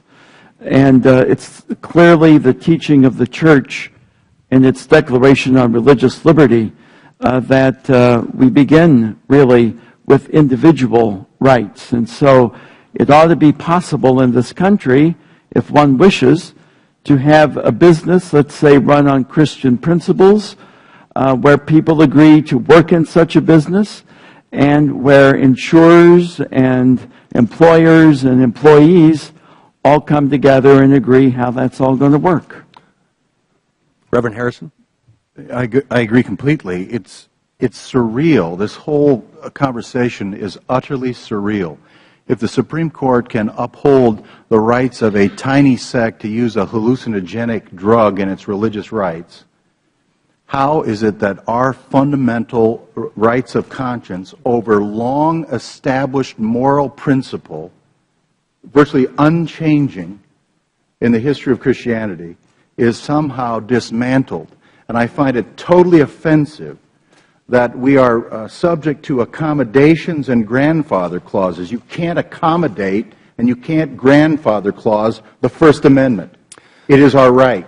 Martin Luther would express appreciation for your intensity of position on that. In recent weeks, I've had the dubious privilege of sitting in hearings where I've heard the Constitution being attacked, being denigrated, when I've heard people at that table speak about constitutional niceties, not dealing with the real world of today, when I've heard a justice of the Supreme Court refer to the fact that new-forming constitution nations ought to look away from our Constitution and ought to look to some other constitutions. It's unbelievable. And then we come to this time when, in fact, constitutional liberties are being stepped upon, trounced upon, not only for institutions but for individuals, as you've very clearly stated, in the area of religion and conscience. I'm a minister. I was formerly a pastor. I'm glad to see you gentlemen here. I would encourage you, with great respect, to speak with clarity, to call for your congregations to understand the power of freedom and liberty. And as Jonathan Witherspoon, who happened to be a member of Congress and a signer of the Declaration of Independence and a signer of the Constitution, stated very clearly, a republic once equally poised must either preserve its virtue or lose its liberty. John Adams followed, saying that liberty once lost is liberty lost forever. And let me finish by one statement, and I would ask for... The gentleman can have an additional 15 seconds. Thank you. Only. Mr. Chairman. I don't normally quote from Joseph Stalin, but today he said something appropriate about liberty. He said, America is like a healthy body, and its resistance is threefold. It's patriotism, it's morality, it's spiritual life. If we can undermine these three areas, America will collapse from within. I would encourage the church, I would encourage Congress, I would encourage our administration to fight back strongly against what Stalin understood and against what his principles, if he would have carried them out, would have accomplished through these processes. The gentleman's time has expired. I presume the gentleman brought Stalin up only to put him down. Absolutely, and I think I brought him the gentleman. We now recognize the gentleman from Illinois, Mr. Quigley, for 5 minutes. Thank you, Mr. Chairman. I was waiting for the picture of Stalin to prepare before us. But one of the things I enjoy about this place is that we quote Reagan to counter your arguments, and you sometimes quote Kennedy to counter ours. So I did find the... I've got Martin Luther King ready, too. I know, I'm sure. What we did was we found the actual speech that Mr. President Kennedy, as a candidate, gave before the Greater Houston Ministerial Association, September 12, 1960. He said, because I am Catholic and no Catholic has ever been elected president, the real issues in this campaign have been obscured, perhaps deliberately. Comes to mind what's happening today. I believe in America that is officially neither Catholic, Protestant, nor Jewish, where no public official either requests or accepts instructions on public policy from the Pope, the National Council of Churches, or any ecclesiastical source. He also says, I do not speak for my church on public matters, and the church does not speak for me. Whatever issue may come before me as president, on birth control, divorce, censorship, gambling, or any other subject, I will make my decision in accordance with these views, in accordance with what my conscience tells me to be the national interest, and without regard to outside religious pressures or dictates, and no power or threat of punishment could cause me to decide otherwise. Just to give the full context of that, and if I would ask without objection if this transcript could be included in the record. Without objection, so ordered. I'm pleased. Would the gentleman yield briefly? Sure. Thank you. I couldn't agree with you more that we need to put it all into context of what government might consider at government expense. I thank the gentleman for yielding. Thank you, Mr. Chairman. Bishop, and I ask these questions as I recognize members on the other side were concerned, with the greatest respect. But it helps us understand how far this can go, because for me the question sometimes comes to where does the conscience decision lie? Does it lie with a group of men as the panel today, or the Council of Bishops? who does it lie with? Does it lie with the individual woman to make those decisions?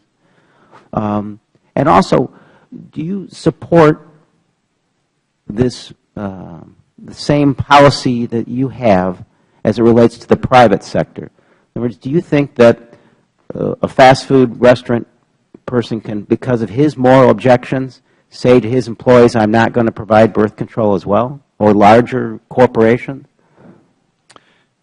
You know, if there is real religious liberty in our country, then churches, even if there is disagreement within those churches, have the God-given right to run their own institutions and their own internal affairs according to their teachings.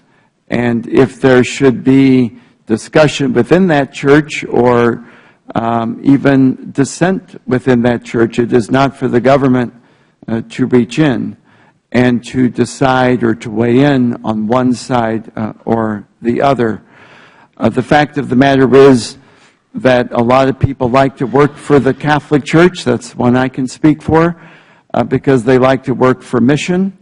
They understand that when they sign up to work for a diocese or a Catholic school or for Catholic charities, what the teaching is. We have an organized magisterium with the Pope and the bishops, and that sometimes people agree with it, sometimes they don't, but they love the mission and they come and work. We have no trouble retaining and attracting people to work for us. We provide great health care plans, but you know, under these rules, we might have the best health care plan in the world, but if even one of these so-called preventive services were not in our plan, we'd be fined $2,000 per employee. Would the gentleman yield? I'm sorry, I'm just so short on time. Bishop, getting to the question, do you believe that a private sector company, if the owner or the board have moral objections, for the same moral objections you do, which I respect, do you think they have a right to deny offering contraceptive services? I think that that freedom obtains right now. It already obtains. They can already do that. And we're talking about legislation, Bishop, and right. There's legislation also proposed right now that would extend this to the private sector. We're saying that this legislation should not do so. We've been able to have that freedom now, and the world has not fallen in upon itself. The gentleman's time has expired. We now recognize the gentleman from Ohio. We have the gentlelady from New York, Ms. Burkle. 5 minutes. Thank you very much, Mr. Chairman. And let me begin by saying what an honor it is to have you here before us this morning and to hear your profound defense of First Amendment rights in a time when there's so much discussion and debate about this. It's so uplifting for me to listen to so many different denominations talk about religious freedom, because I believe that's the reason, as was so clearly stated by many of you, why this country, why people came to this country, and why they continue to come to this country, because we offer a freedom of exercising of religion. So thank you very much for being here this morning. I am a nurse. I've spent most of my professional career both as a nurse and a healthcare attorney. I am a mother. I've been blessed with 6 children and soon to be 13 grandchildren. So I feel like I can speak to this issue. And I really find it so objectionable that my colleagues on the other side of the aisle would characterize this as an issue as narrow as contraceptive or abortion or sterilization. This is a fundamental assault on one's conscience.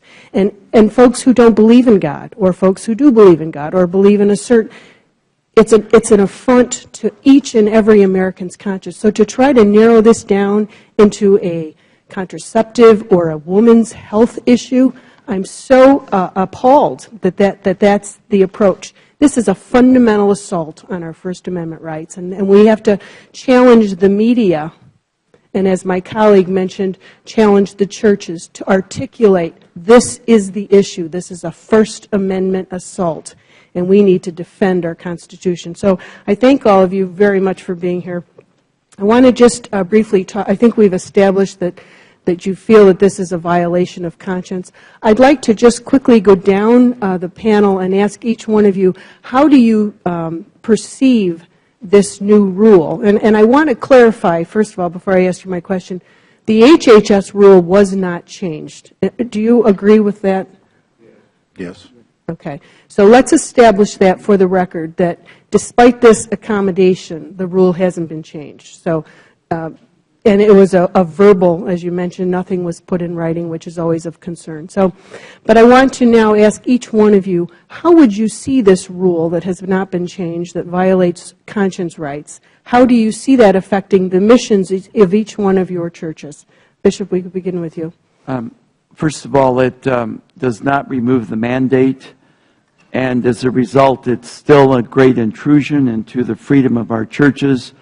And besides that, we think it violates the Religious Freedom Restoration Act because it substantially burdens our religious freedom by forcing us, indirectly, but nonetheless forcing us to provide the so-called preventive services in violation of our teaching. And it also is simply unworkable, because many religious entities are self-insured, and as a result, we are not only the employer but the insurer, and so then it directly involves us in providing the prescribed services. Thank you, Bishop. And for the remaining members of the panel, do you anticipate that there will be fines or penalties that you will have to face because of this? Well, the penalties are variegated and applied over time, but we could face multi-million, tens of dollars of fines, according to what our preliminary research has shown, by should we fall out of the grandfather clause in some fashion. Aside from that, this entire thing has already cost us a lot of money because we were not able to take the steps, cost-saving steps. We had to freeze everything already when the health legislation was on the table and passed. And Dr. Mitchell, do you anticipate that it will affect the mission of all of the institutions and the mission going forward? Yes, ma'am, I do. Southern Baptist, my own denomination, is a free church. That is to say, we are not unlike our Catholic friends. We are not. We don't have a magisterium. Every church is an autonomous body. 16.8 or 17 million members in 5,000 or so denominations. I can tell you this, because we're a free church, and because we are so committed to a free state, because, as I tried to indicate in my comments, our genesis in America was committed to that freedom of conscience and liberty of religious expression, tens of thousands of us, maybe hundreds of thousands of us, would be very willing to spend nights in jail for the sake of the preservation of religious liberty. It's not just our coffers that are at risk, it is our very freedom. Thank you. Rabbi, I'm over time. If we could just ask 2 quick answers so we can get you in the record.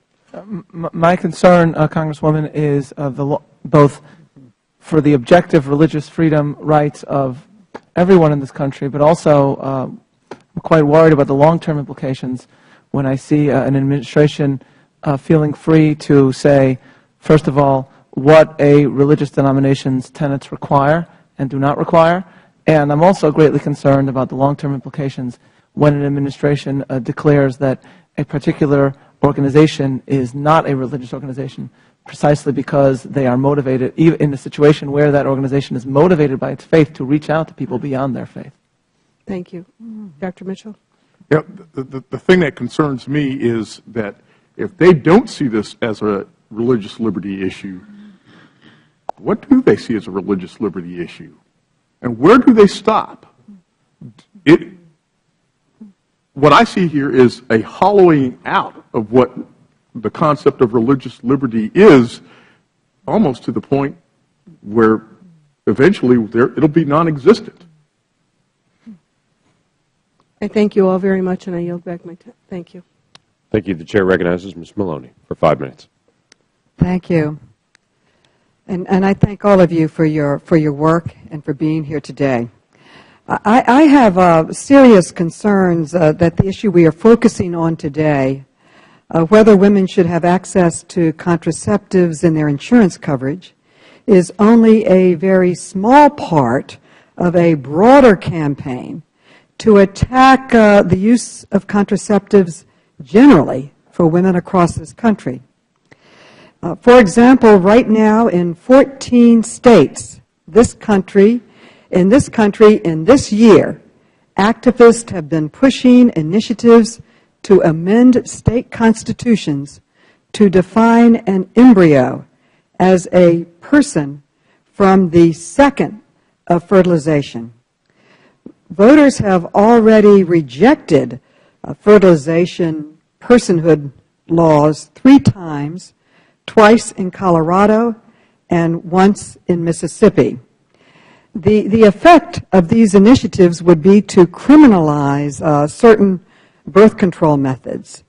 So my question to the panelists is a general question, is whether you agree that we should outlaw any form of contraception starting at the moment of fertilization. And if I could get a brief answer from Bishop Laurie and then Reverend Harrison and all down the line. The pointed issue here is whether or not a church that teaches the sacredness of life from the beginning or opposes contraception or sterilization on moral grounds should be forced to pay for it, not whether or not it should be illegal. But do you consider birth control pills to fall in that category? In other words, would you favor making the use of birth control pills illegal in this country? Reverend Harrison? No, I would not, but neither do we include those abortion-producing medications as birth control. When you say abortion-inducing medications, what are you referring to? I'm referring to those medications that can cause a fertilized egg or an embryo to be aborted. Is that so-called Plan B? Yes, Ella and Plan B. Well, what about IUDs, Dr. Mitchell? Do you believe that they should be illegal? We believe that they are contrary to our view of the sanctity of human life because they allow fertilization, but they prevent implantation. And we believe that human life begins at conception, not at implantation.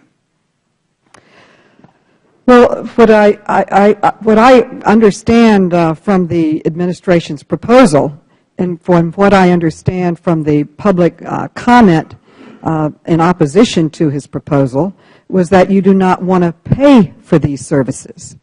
And under his proposal, you would not pay for these services. They would be absolutely separate in an insurance plan. Now it seems that you're saying that no women should have access to them and that they should be criminal. And what are your comments on that? I mean, I support religious freedom. I support every type of religion in America. But I do not support imposing my religious beliefs or anybody else's on anybody else. In fact, the cost of providing those services are borne someplace, either in the premiums that religious entities pay, or they are borne because our plans are self-insured, and therefore we are the insurer as well as the employer, or because we have religious insurers. In other words, these so-called accommodations were made without reference to the real world that the church operates in, and as a result, they still entail us in cooperating with this and in paying for it. But I would say with all respect that in a pluralistic society, where we all have different beliefs. I, for one, am opposed to the war in Afghanistan, but my tax dollars are supporting the war in Afghanistan. Congressman. May I continue, please, sir? I support, I'm opposed to, many Americans are opposed to capital punishment, yet their dollars are supporting capital punishment. So in many ways, when we live in America and it's a total society, then we're all part of it. And I believe that the President bent over backwards, or rather the administration, to make this separate. And I would just like to conclude by saying that although I respect your right to have your own opinions about birth control, I really do believe and think that the majority of Americans do not share them, and they should be entitled to have their beliefs too. I yield back. Thank you. With that, I yield to Mr. Jordan. I thank the Chairman. I want to thank our witnesses for coming today. Doesn't this just this ruling get to the very heart, the very foundation of what America is about? You think about this country, this experiment in freedom we call America. People came here because in Europe they said, you got to practice your faith a certain way. And they said, no, we don't. We're going to go to America where we can do it the way we think the good Lord wants us to do it. And that very fact is fundamental to what we call this great nation of America. So this gets right at the heart of what we are as a country, what we are as a people, what the founders envisioned this nation would offer its citizens. Isn't that what, forget all this other talk we've been hearing from the other side. This is fundamentally what's at stake here, the very heart and soul of what America is about. Certainly that's the glory of our country. Religious freedom is the first of the freedoms in the Bill of Rights, and it is really the source. But I would say even before the First Amendment, this is the citizens of this country understood this is what America was going to be about. Yes or no, Bishop? Oh, yes, absolutely. Reverend? In my position over the last 10 years, I've had to travel all over the world, 40 or 50 countries or more, and every time I return home, I want to kneel down and kiss the ground. Thank the good Lord you live here. Because of the blessings that we enjoy in this country, and I will stand personally for and fight for the rights of every single citizen in this country to believe and act accordingly. And this administration is putting that very precept, that very principle in jeopardy. I will fight for, give my sons up to fight for. I have 2 sons, no daughters, and sacrifice everything I have for the sake of guaranteeing the rights of every single citizen in this country. Thank you. Dr. Mitchell, yes or no? Jordan, I think this issue does focus very, very clearly the issue of religious liberty, Yep. whatever the other issues may be. Thank you, Rabbi. That's right, Congressman. This is an issue of religious liberty and only an issue of religious liberty that brings us here today. Yep. Dr. Mitchell. This is what America is about. And if we let this go, we're in trouble. Okay, I want to play a tape for you. I want to just change gears a little bit. I want to play a tape what the President said. And I want to see if you think he's kept his promise and honored what he said he was going to do with the overall Obamacare legislation. Play the tape if you would, please. So let me begin by saying this to you and to the American people. I know that there are millions of Americans who are content with their health care coverage. They like their plan, and most importantly, they value their relationship with their doctor. They trust you. And that means that no matter how we reform health care, we will keep this promise to the American people. If you like your doctor, you will be able to keep your doctor, period.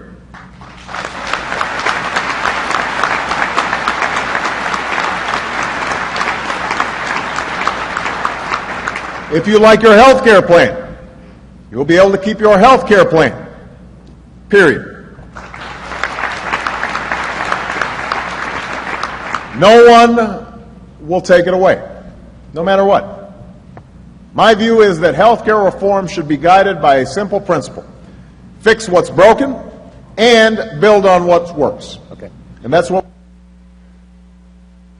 Bishop, do you think, in light of what HHS has ruled, do you think the President's kept his word? I think right from the beginning, we bishops have been very concerned that conscience protection be built into any form of health care reform that would emerge. And because it isn't, there's no way that statement that the President made can actually be true. We feel that as it applies to you.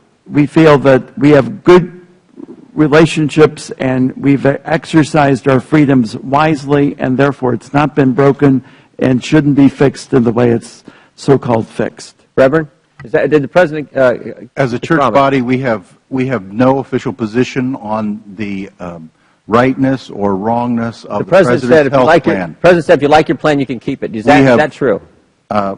All I would like to say is that we are here, I am here today because we are deeply concerned about the religious liberties provision. Will you be able to keep the same plan? Just rules in place? We're hanging on by a fingernail, and as I said in my opening statement, I believe a couple of strikes of a keyboard could eliminate our freedoms very easily. Doctor, did the President honor his promise? I think it's very ironic that he used the word several times, trust, and predicated his comments on the word trust. I'm not from Missouri. I've lived there before, but I'm not from Missouri. I have to say that any future rulings from the HHS, I'll have to see to believe. Yeah. Will you be able to keep the plan that you offer? Well, we have, yes. Rabbi? I'm not here to represent an institution that offers a plan or does not offer a plan. Got it. Here's your, what brings me here is great concern when an administration or HHS claims the power in a mandate to define what is a violation of religious belief and what is not a violation of religious belief. Finally, if I could, just Dr. Mitchell, do you think the President kept his word with the clip you saw? I don't think that he did. I think that rather than fix what's broken, he's broken what was already working. I yield back. Thanks. I thank the gentleman. We now go to the gentleman from Illinois, Mr. Davis, for 5 minutes. Thank you very much, Mr. Chairman, and I want to thank all of our witnesses for being here. As I listened, this is a very serious discussion, and I think all of America is really watching and listening to what it is that we have to say. I first of all want to associate myself with the comments made by the former chairman of the full committee, Mr. Towns, and my colleague from Illinois, Mr. Quigley, relative to the absence of women on this particular panel. With that said, it seems to me that we have not talked a great deal about the health care benefits of the discussion, of the issue. And given the fact that the discussion emanated from implementation of provisions of the Affordable Care Act, let me ask if either one of you gentlemen have a health background in terms of any kind of health delivery to individuals?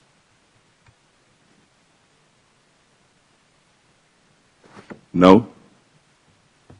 All right, let me just, obviously, there are many well-known benefits for women to be able to control their own lives and to plan their pregnancies, including by using contraception to determine whether or when they get pregnant.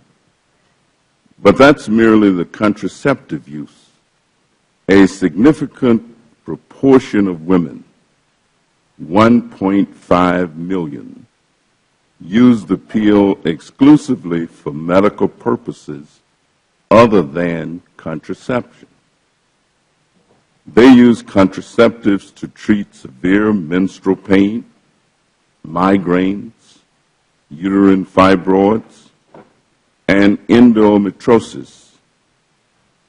Oral contraceptives also help prevent ovarian cancer. One study found that oral contraceptives have prevented 200,000 ovarian cancers and 100,000 deaths from the disease. Is it your understanding that, or do your religious teachings prohibit the use of contraception for health-related purposes, such as treating ovarian cancer? Bishop, perhaps we could start with you. I think Catholic moral theology is very nuanced. It recognizes that the same drug can operate in different ways and accomplish different things. If it is used to prevent birth, it is against our teaching. And so we have operated with with a lot more nuance than we're usually given credit for. Also observe, by the way, that 90% of all private health care plans give access to contraception. We're talking about a very narrow band and for very specific purposes here. Yes. Anyone else? We're all for medicine for women. In fact, I've spent years of my life working with relief and development and charitable organizations providing specifically services to women. So we're all for medications that help women. We're just not for using certain medications to end pregnancies. I think that I was just going to add, in our setting, because we are a free church, the use of contraception, the contraceptive pill, for instance, is a matter of Christian liberty. So that is, the use of the pill is a matter of Christian liberty. I think that there are perhaps some people who get a bit confused when they try and sort out what the most rational, logical approach might be, especially if we're trying to improve health care and if we're trying to provide the best health care delivery system. And so we see numerous health experts who recommend the use of family planning as part of preventive care for women. The American College of Gynecologists, the American Academy of Family Physicians, the American Academy of Pediatrics. I'd ask the gentleman to have an additional 15 seconds. And the American Public Health Association. So my 15-second question is, if a woman who worked for one of the institutions that you might be associated with had need for these services as a health measure, what would your position be? Should she receive them? Should she get them? You could answer briefly. Anyone who wants to answer could answer briefly. Time's expired. Congressman, if you as a legislator or the Administration of Health and Human Services sought to provide greater preventive care, seeking in an initiative to prevent illnesses among women or men, and that was the focus, none of us would be here today. We're not here because we wish to in any way hurt preventive care of anybody. And you absolutely could have done that, and the administration could have done that. We're here today because the administration is showing insensitivity to the liberties of conscience of some faith communities in America. Not necessarily in this case, my faith community, but that's the insensitivity being shown here. And that's why we're all here today. Thank you very much, and thank you. Thank you. And with that, we go to the gentleman from Pennsylvania, Mr. Kelly, for 5 minutes. I thank you, Chairman, and I would like to just yield 15 seconds or so to Ms. Burkle. I thank the gentleman from Pennsylvania. Just briefly, because it was just raised, the issue of access to health care. On Monday of this past week, I toured a very prominent, wonderful Catholic hospital in my district and talked with the administrator, and they are a self-insured program. And she said to me, if this rule continues to be enforced, we will have to drop our self-insured. All of our employees will have to go into a contract with an insurance company, and it will dramatically raise their costs. So I think that's one of the unintended consequences of this rule. I yield back, and I thank you. All right. I thank the lady. And all of you, thanks for being here today, because this is a difficult situation for a lot of people across the country. And I think it was Dr. Mitchell that talked about trust and truth. And I have a habit every time I'm in these meetings anymore is going to get some definitions of what truth and trust are. Truth is nothing more than sincerity in action, character, and utterance. Trust has to do with assured reliance on the character, ability, strength, or truth of someone or something. And this hearing today is about freedom of speech, freedom of religion, and a government that continues to intrude on our private lives in ways that we may not agree with and certainly don't agree with in many, many ways, shapes, and forms. In another, the area of the country where I'm from, There's an old saying that goes something like this: fool me once, shame on you; fool me twice, no, shame on me. And I think we've reached that point in the most transparent administration that we've ever seen. There's one thing that is very clear to me: transparency has nothing to do with any of this. We take bad policies, and when we can't shove it down the public's throat, we take the package back, rewrap it in a little different color paper, put a little different bow on it, and say, do you like me better now? So I have a very difficult time sitting here in these hearings and getting beyond what it is we're talking about. We are talking about the Constitution.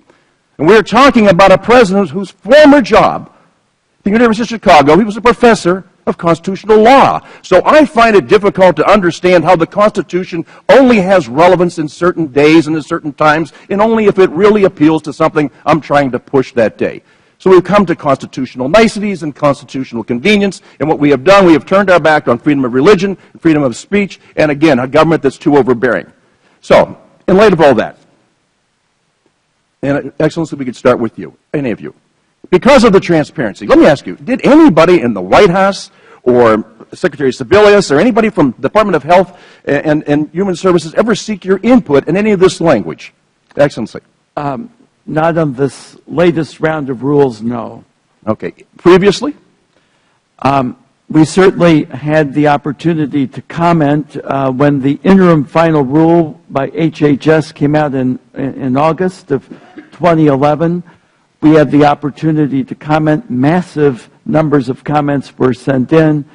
As is well known, the President met with Cardinal Designate Dolan, and so there was certainly a meeting at that level. But then, before the final rule came out last Friday, there was no prior consultation. Would the gentleman yield? Yes, I will. But on the earlier promotion of what now is known often as Obamacare, you were well consulted. There was an outreach to get support for that, wasn't there? When the underlying bill itself was being debated, we certainly had the opportunity to weigh in, and we did. I thank the gentleman. Okay. Any other members of the panel? I mean, I really am concerned because we talk all the time about this transparency and collecting from around the country from the best minds available, and then it seems to me we sit back and say, well, we talked to them. You know what, they don't agree with us, so we're going to kind of dismiss that, and we'll go forward. That's the thing I think that's more disturbing than anything else. I, for one, as just a regular American citizen, I'm trying to figure out, and I think I know the answer. And I said earlier, fool me once, shame on you; fool me twice, shame on me. I'm not going to be fooled anymore. Reverend or Rabbi, anybody that wants to weigh in this, because if any of you had any input or aware of any input that was taken seriously, and not given some kind of a massage. I'm not aware of any input other than what the average citizen would have. But I also have to say that those closing comments in my statement that the administration's accommodation was no accommodation at all were written several days ago before I learned that on Friday the final rule had no accommodation. That seems to me not to reflect good faith efforts and trust. I just refer Congressman to a series of questionings that took place on the other side of the Hill when Senator Hatch asked Secretary Sebelius about not only whether they had originally, in designing these guidelines, looked into the concerns of religious communities, but also to the constitutional and legal issues of religious freedom, and the answer was quite remarkable. Dr. Mitchell? I'm not aware of anybody asking about this, but when you consider that the President taught constitutional law at the University of Chicago, you kind of think that this would have been the first thing you would have considered. Yeah, well, I like you. I'm tired of being gamed. I want to thank you all for being here.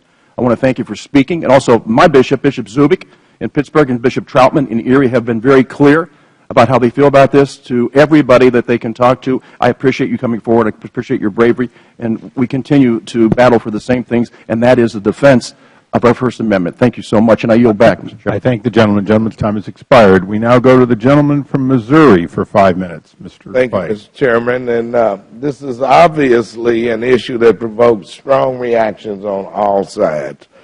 And that, unfortunately, can lead to overstatement, exaggeration, or even to say disingenuousness.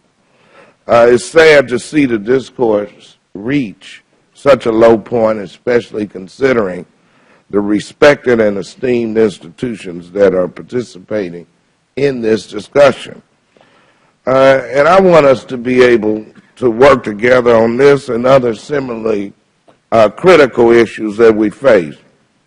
I want us to try to agree on goals and then try to work together to achieve those goals. And I think that's what our constituents hired us to do. In fact, I know that's what my constituents from St. Louis hired me to do. But the rhetoric and verbal bomb throwing on all sides keeps us from even talking about those goals, much less how to achieve them. And so I'm disappointed. I'm disappointed in some who suggest that the Catholic bishop's stance represents something sinister, that it is an attempt to deny all women of any faith access to any contraception or reproductive health care of any kind, no matter where they work. And I don't think that's the case. I certainly hope that's not the case, and it's unhelpful to advance that argument if we want to work together. I'm disappointed in those who claim that the administration has an agenda to increase abortions, sterilizations, and contraceptive use by Catholics. And the facts don't back that up, and not in the slightest. And it's not only unhelpful, it undermines what I believe to be a legitimate argument the church can make about religious freedom. But most of all, I'm disappointed in this committee. Once again, rather than have a reasoned, equitable, and transparent examination of an important issue, we have a politicized and unbalanced hearing. Once again, we see an unfair attempt to score political points against the President and this administration. And, you know, I did not support the initial narrow exemption that was announced on January 20th. As a Catholic, I did not believe it took into account the full extent of Catholic health care and social services, nor of Catholic social teachings. And I'm very pleased that the President expanded the exemption. The new policy provides the widest possible health care coverage for all Americans, and it allows Catholic institutions to continue their faithful work in the service to education, health care, and charity. And, Mr. Chairman, I urge all sides to continue to work towards reaching the goal that I know most Americans share, and at least some in this room do as well. And that goal is to provide the broadest possible access to health care to all Americans, while respecting the genuine freedoms that our nation guarantees to everyone. And I strongly urge all sides to exercise decency and respect for one another, even when we disagree most fervently. We should not sacrifice one set of principles in our struggle to uphold another. And at that point, Mr. Chairman, I have no question, but I'd like to yield the balance of my time to the gentleman from Maryland. Well, thank the gentleman for yielding. Bishop Lurie, I'm sitting here and I'm trying to, first of all, I'm going to associate myself with the words of the gentleman, Mr. Clay. But help me with this. If there's a woman, and see, because this, I'm trying to, you mentioned practicality a little earlier.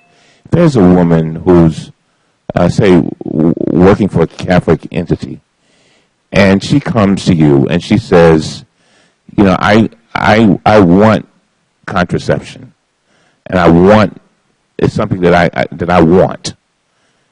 And I've read surveys where it said 98% of women, Catholic women, use contraception. I'm just curious, what do you say to her? When somebody comes aboard to work for the church to begin with.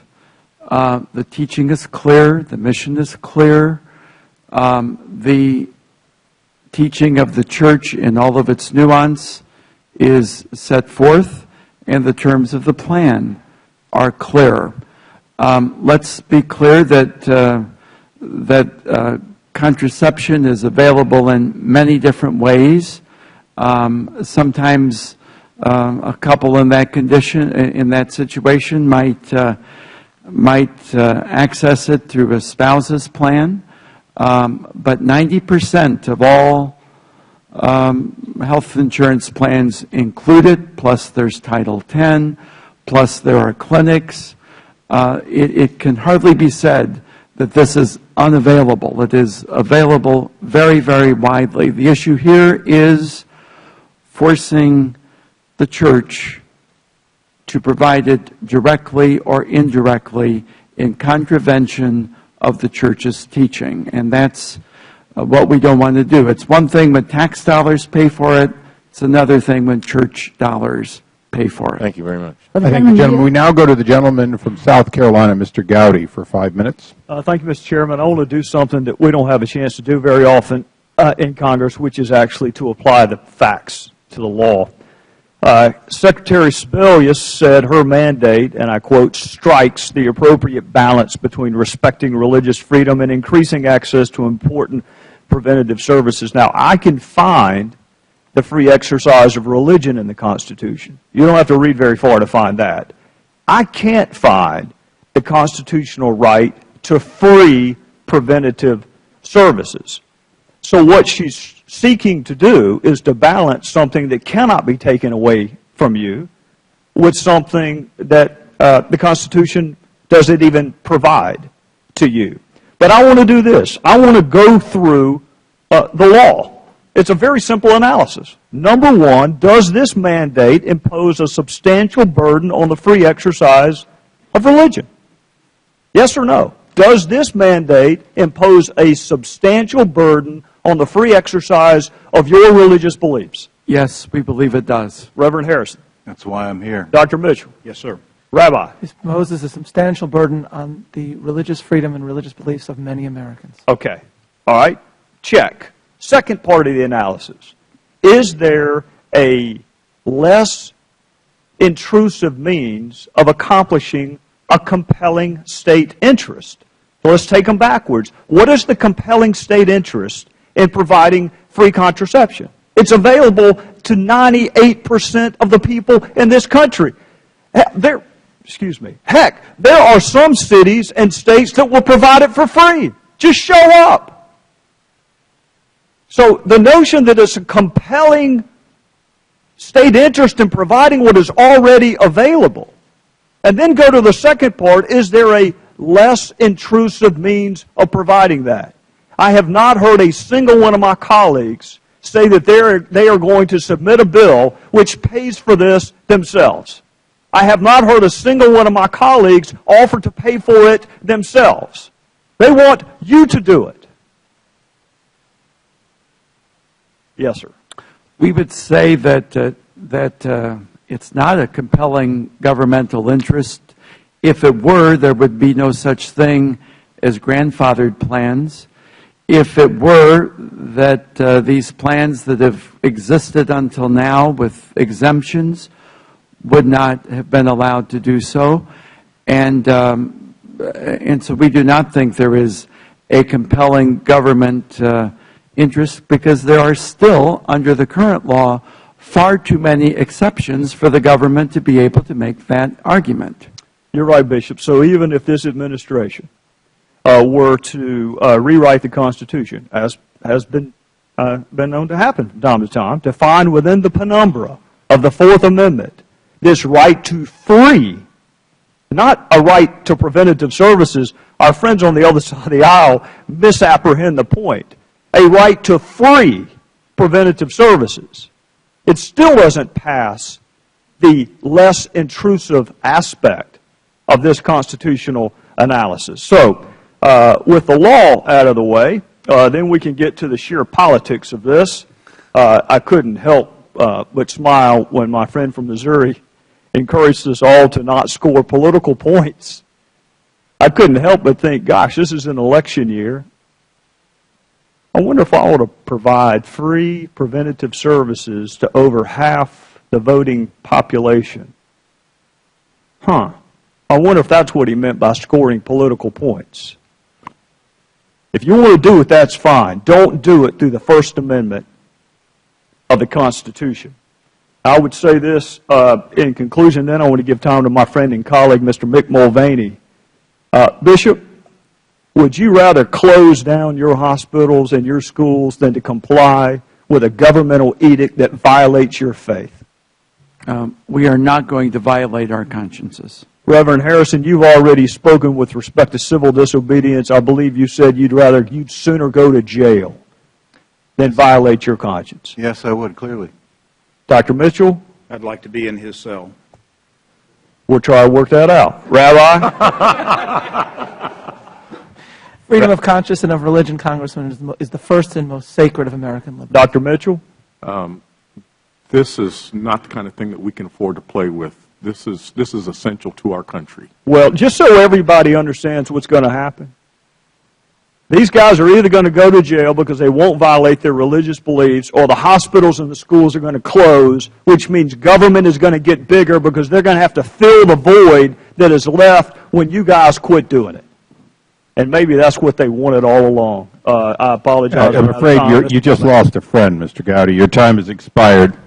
My apologies to my friend from South Carolina. As is appropriate, I now ask unanimous consent that the statement in this paper by Martin Luther King be placed in the record, in which he says, "There comes a time when one must take a position that is neither safe nor politic nor popular, because conscience tells one it is the right thing." With that, we go to the gentleman from Virginia, Mr. Conley, for 5 minutes. Thank you. You know, I criticized the policy coming out of the Department of Health and Human Services because I thought that some of the critics, including critics in my own denomination, had a point. And I thought they had misstepped, and I urged the White House to correct the problem. I believe, like millions of Americans, that they did correct the problem. And I believe today's hearing is a sham. And I believe, I have to assume each of you gentlemen came here in good faith. But surely it has not escaped your attention that you are being used for a political agenda. Maybe you're willingly being used. I don't know. I don't know what's in your heart. Here you are being asked to testify about your rights being trampled on, an overstatement if there ever was one, while you're on a panel and your participation on the panel makes you complicit in, of course, the trampling of freedom, because we were denied, on this side of the aisle, any witness who might have a differing point of view. Would the gentleman yield? No, sir, I will not. And I think that's shameful. I think it actually contradicts exactly what you think you're here to testify about. And I think it taints the value of this panel that could have been a thoughtful discussion, but it's not. This is a panel designed, with your conscious participation or not, to try one more time to embarrass the President of the United States and his administration by overstating an issue which is sacred to all Americans, religious freedom. But of course, in order to do it, we have to, in an almost Stalinist-like fashion, have signs of democratic icons to rub democratic faces in it, as if those icons would be on the same side of this dispute today. But since they're all deceased, it would be hard to gainsay that. And so I say to you, as a member of this committee, who actually shared the concerns you say you have last week, that I think this is a shameful exercise. And I am very sad you have chosen to participate and be used the way you're being used, just as you were in the previous questioning, as if people are going to jail over this. Shame. Everybody knows that's not true. Catholic hospitals supported the compromise. They're not afraid of closing down hospitals in America. If we want to have a legitimate debate about, where's the right boundary, let's have it. But overstating it and making charges that are just outlandish and frankly beyond the pale serves no purpose other than political demagoguery in an election year.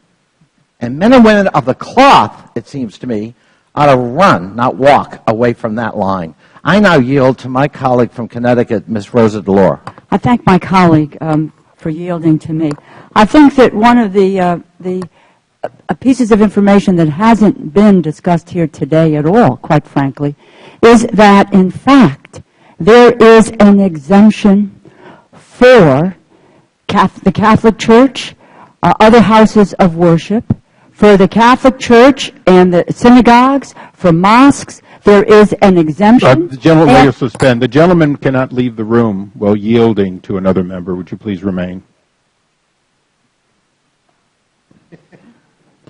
The gentleman has yielded back his time. We now go to the gentleman from Texas, Mr. Chairman. Mr. Farenthold. Mr. Chairman, the gentleman is standing right there. The gentleman has returned. Is the gentleman going to remain, please?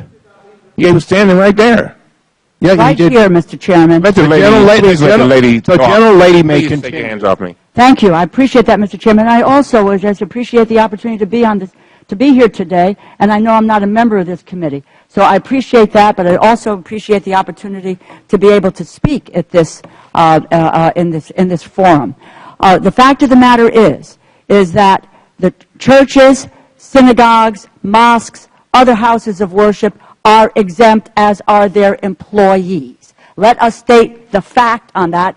And most recently, we've had a Supreme Court decision that upheld the opportunity for those houses of worship to be able to hire whomever they want, so that the church is exempt, their employees are exempt. Understand that what we're talking about here today, and I will speak about the Catholic Church as a provider and as an employer.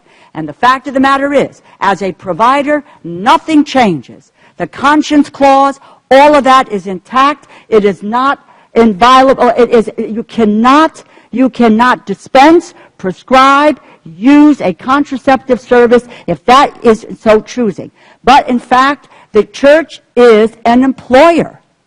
And as an employer, and now particularly under the accommodation that was made, that there has to be provided for people who work for that entity to be able to get insurance coverage that includes the recommendations of the Institute of Medicine, which is a medical independent research body that was asked to come up with what are the essential preventive services that women would need for health care. And amidst them, there is contraceptive coverage. The gentleman's time has expired. We now go to the gentleman from Texas, Mr. Farenthold. Talk about abridging freedom of speech.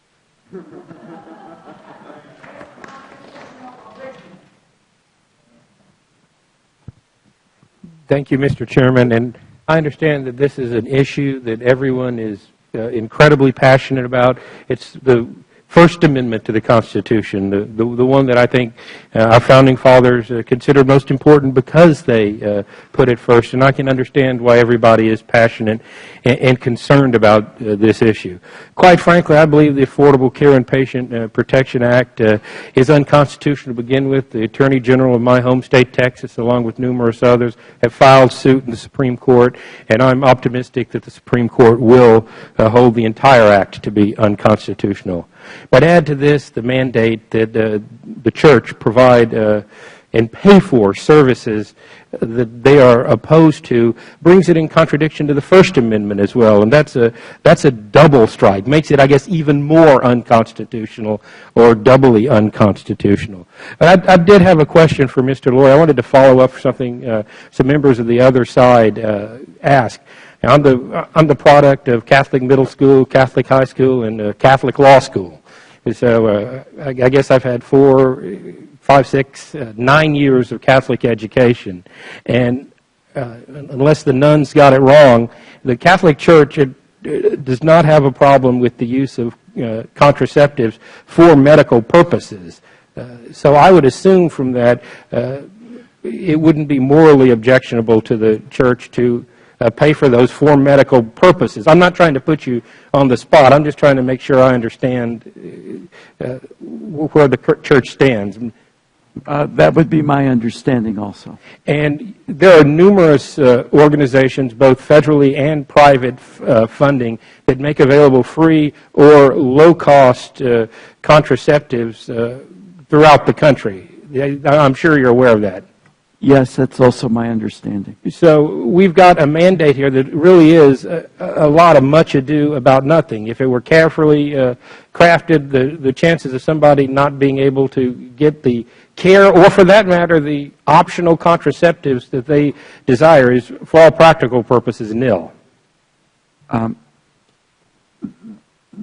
Those services are very, very widely available, and what we are talking about is a very narrow band. It is clearly a minority opinion or a minority view, but we think it's one that ought to be protected. And so I think we're at a point where we're trampling on the Constitution for no real reason. I also had the opportunity this week to meet, I guess, with your friend Bishop Mulvey from Corpus Christi. He sends his regards, and what we kind of talked about is how this really is a moral issue. Religious freedoms, being told what to do, is an intrusion on these freedoms, and the issue is religious liberty. And maybe this is more of a rhetorical question than it is an actual question, but I will open it up to the panel. Today it's contraceptives. Where do we go next? I mean, what are we opening the door to when we start trampling on these liberties? And again, I'll call it a rhetorical question, but if any member of the panel would like to comment, I would welcome it. Well, this was a question I asked before. Where does it end? I think that we're clearly hollowing out the idea of religious liberty by going in this direction, and you can. It's one of just many a death of many cuts, and if you can keep on finding reasons to reduce it, people will. And so I think that there's a real danger here. I think you'll find. Did you have something to add, Your Excellency? No. Yeah, it's at the level of principle. If the Church can be dragooned into providing these objectionable services, then the door is open to other objectionable services down the road. So it's breaching a principle. And I go back to a lot is accomplished in this government one step at a time or incrementally. We need look no further than the fact that you can practically smoke nowhere. First, you had to be in a section of the restaurant. Then you couldn't be in any section of the restaurant. Then you couldn't be in your office building. Then you had to be outside. Then you had to be 25 feet from the door outside. And when you open the door to this, regardless of what you feel about cigarettes or not, it's illustrative of how the government operates, one step at a time. And I urge us to be very cautious as we start to take away what is one of our fundamental freedoms. I yield back. I thank the gentleman. We now go to the gentleman from Oklahoma, Mr. Lankford. Thank you, Mr. Chairman. Gentlemen, thank you for being here. This is not something probably you anticipated a year ago to think, gosh, wouldn't it be great sometime in 2012 if I could go be on a congressional hearing and just get berated publicly. Wouldn't that be just so fun? So I thank you for being here. And for Dr. Mitchell from Southwestern, I'm a Southwestern graduate. Honored to be able to have you here. I did not know that you were attending as Southwestern leader as well, so honored that you are here as well to be able to represent an institution that I also am an alumni of. I've been fascinated to be able to hear the testimony of what this hearing is about. I've heard this hearing is about trying to prevent women from getting contraceptives and women's health. That is not what this hearing is about. That's a twisting off to try to say that this is about some barbaric group trying to limit access of women to health. That's not what this hearing is about. I've had the implication that this hearing is about the fact that government is more compassionate than the church, that they care more about people than the church does, and that there are obvious needs here, and the church is so out of step with culture that they don't know the issues of medication, and so the government's more compassionate. I've even heard that this is about whether you'll be jailed or not. It's an interesting comment to realize that there's a fine coming down on your organization of multi-millions of dollars if you don't behave according to the administration's wishes. Now, that creates an interesting conversation we might be able to have at another moment, in that all of you represent nonprofit institutions. Is that correct? Do you pay federal taxes? No. None of you are from institutions because you're a nonprofit institution. Do you realize the administration has said publicly numerous times that the penalties involved in the President's health care plan are not penalties, they're fines? I'm sorry, they're not fines, they're taxes. Well, if that's so, my recommendation to you, of course I'm not an attorney, if these penalties are to be considered taxes, not penalties, and you're a nonprofit organization that pays no taxes, perhaps these things do not apply to you then, because you pay no tax. Now, if they want to argue in front of the Supreme Court that these are penalties, not taxes, which apparently they're set up in March to argue that they are taxes, and that they have the power to tax, then it will be interesting to see how the administration splits that hair as well. I've heard today that this is an attack on the administration about religious liberties. Well, I don't agree, though there are areas that we could discuss about Hosanna Tabor and the administration fighting all the way to the Supreme Court to try to be involved in the hiring of ministers, which the Supreme Court in a rare 9-0 disputed the administration and said ministers have the ability to be able to hire, or churches have the ability to be able to hire ministers as they choose. We could discuss how the Army is choosing to try to go in and edit the sermons of their chaplains. But today, this hearing is about, can this administration or any administration say, I know your doctrine, but I have a different doctrine, and you will change your doctrine to my doctrine, or I will fine you. That's what today is about. Can any administration step into a church and to say, I disagree with your doctrine, you will change it to mine? Now, I have a historical question for that, and Dr. Mitchell, I'm going to pick on you because I'm a Southwestern grad as well. In 1800, this was referenced earlier, Thomas Jefferson wrote an interesting letter to Danbury Baptists, actually, and made a reference that has been used over and over again about the wall of separation between church and state. He was assuring Danbury Baptists that the state would not go after the church and its doctrines and its teachings. Am I correct or incorrect on that? Yes, you are. Would you like to allude to any of that at all about that particular letter that's been referenced a lot? Well, the intent was to protect the church from the state. From the state, not protecting the state from the church. That's right.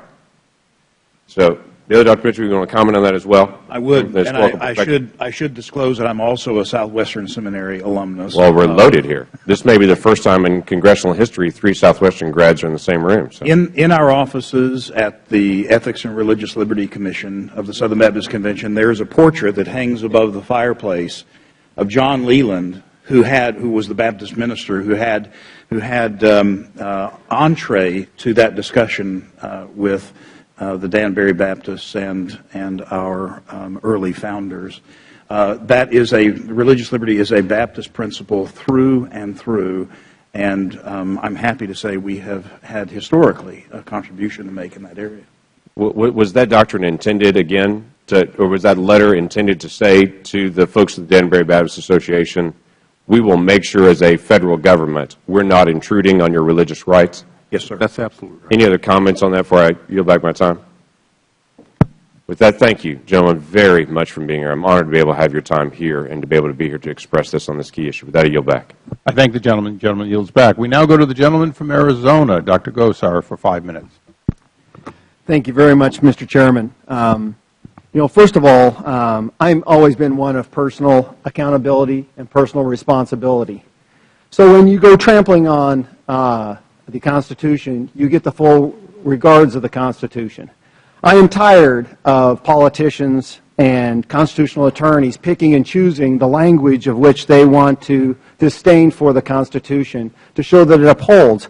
We've referenced the letter from the Dansbury Baptists, and I think it is appropriately that we go through the full context so that it's full part of the record. And so I'd like to recite it.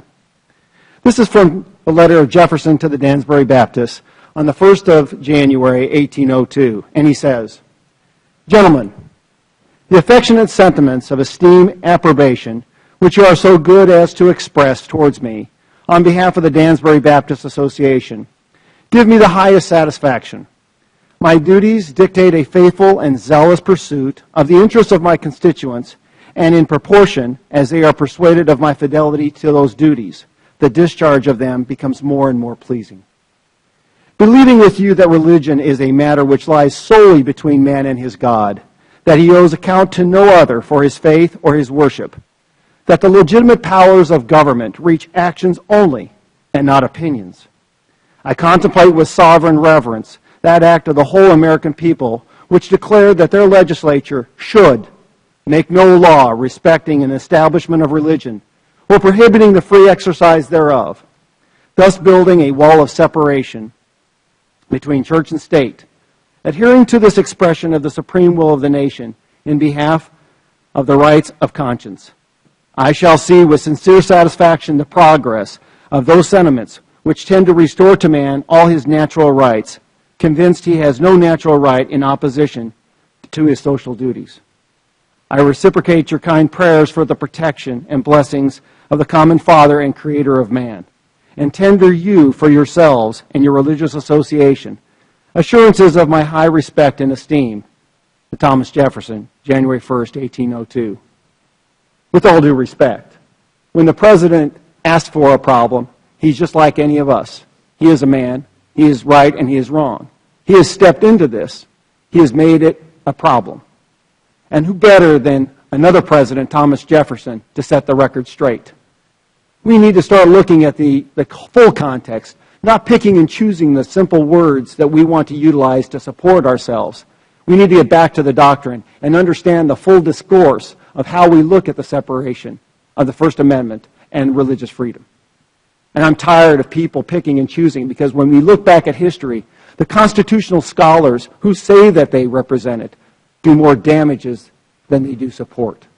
And with that, I'd like to yield my good friend from South Carolina, Mr. Milk Mulvaney. I thank my colleague, and very briefly, I want to try and expand this conversation a little bit. We've heard a lot of discussion today about Catholic hospitals or Jewish charities, but it strikes me that we should extend the conversation into the private sector as well. And I would suggest to you, and I ask Reverend Harrison, for example, if I'm a devout Lutheran businessman and I have 75 people working for me, am I not as aggrieved as the church is if I am forced to offer these particular services to my employees? I think, in fact, you are, as a matter of fact. In fact, and even as you said that, I can think of a wonderful family that has treated its employees like gold for its entire existence. Employees love to work at this large organization that I'm thinking of, and yet these are very devout people who absolutely loathe acting against their consciences. Let me, at the risk of taking some of your time, Mr. Congressman, I really loathe the partisan nature of this discussion. 98% of what I do, what the Missouri Synod does, is completely bipartisan. We represent a large church body. The constituents are in some way evenly divided between Democrats and Republicans. We do not operate in a partisan way. I also stand at an altar regularly to administer the sacrament, and in the prayers of the church, I pray personally for the President, his well-being, and the well-being of our nation. I personally get on my knees every single morning in my office, and I pray for the President of this country and this government. Luther bids us in the Small Catechism, defend, speak well of him, and put the best construction on everything. I know this is a different game here. This is hardcore politics. I'm here for one reason. I'm here because there is a narrow but very significant provision in the HHS provisions that is I believe, very dangerous to religious people with our kind of convictions. And I believe it's also dangerous to any religious people who have unique convictions. So that's why I'm here. Reverend, ordinarily we are very protective of our time here. I thank my colleague for yielding it to me, and I can assure you that I've never been more pleased to yield it to someone else. So thank you, sir, for your comments. With that, I yield back. My apologies. We now go to what I believe will be the last of the members of the committee, the gentleman from Illinois, Mr. Walsh, for 5 minutes. Thank you, Mr. Chairman, and thank you all for enduring this last couple of hours. My friend from Virginia said this hearing is a sham, and he and I may agree on that, because for the life of me, I don't know why you all had to be called up here in front of us. Our founders placed you and your concerns on this issue above, on a higher standing than we all are. So there's a big part of me that wants to apologize to each and every one of you for having to be here. This is not about women. This is not about contraceptives. We know, you've said it, we've said it up here, this is about religious freedom. This is about religious liberties. We could be talking about anyone, a Republican or Democrat, who doesn't want to serve in a war because of their religious preferences. We could be talking about a Muslim hospital that doesn't want to serve a particular food in their hospital cafeteria because of their deep-seated religious beliefs. So let's put that aside. Thomas Jefferson was referenced. We all famously know that Thomas Jefferson requested 3 things on his tombstone: the father of the University of Virginia, the author of the Declaration of Independence, and the author of Virginia's bill of establishing religious freedoms. And in that bill he said, to compel a man to furnish contributions of money for the propagation of opinions which he disbelieves is sinful and tyrannical. John Garvey, who's the president of the Catholic University of America, who I believe will speak in the next panel, put it perfectly. He said, consider these 2 health policies. Consider these 2 insurance policies. Policy A, an employer is required to provide its employees health insurance that covers birth control. Policy B, an employer is required to provide its employees health insurance. The health insurance company is required to cover birth control. As he says, and it almost made me laugh, I can see where someone could disagree with both of those policies or agree with both of those policies. But for the life of me, I don't understand what the difference is between those 2 policies. And I don't know how you can agree with one and disagree with another. I have a father in St. Mary's Catholic Church back in Woodstock, Illinois, who told me last week that after the President's attempt at a compromise, he's even more disappointed. As he said, it looks like an accounting gimmick. First, it was an insult to our liberty. Now it's an insult to our intellect as well.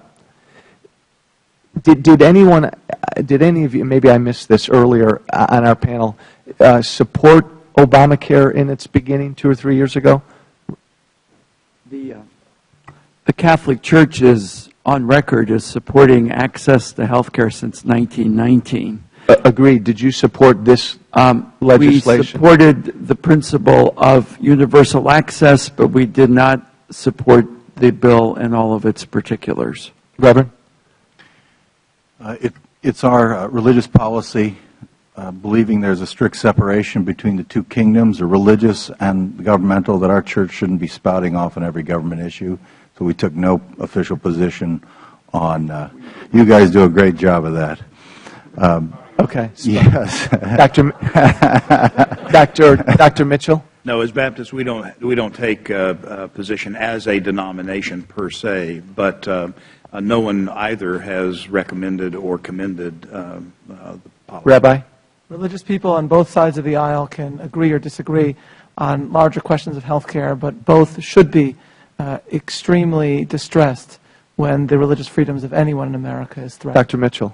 As the previous Dr. Mitchell said, that Southern Baptists don't take official positions on this, but we weren't for it. My time's running out. I've got two quickies. Rabbi, why do you think the President, give me a 20-second answer, is pursuing this so vigorously?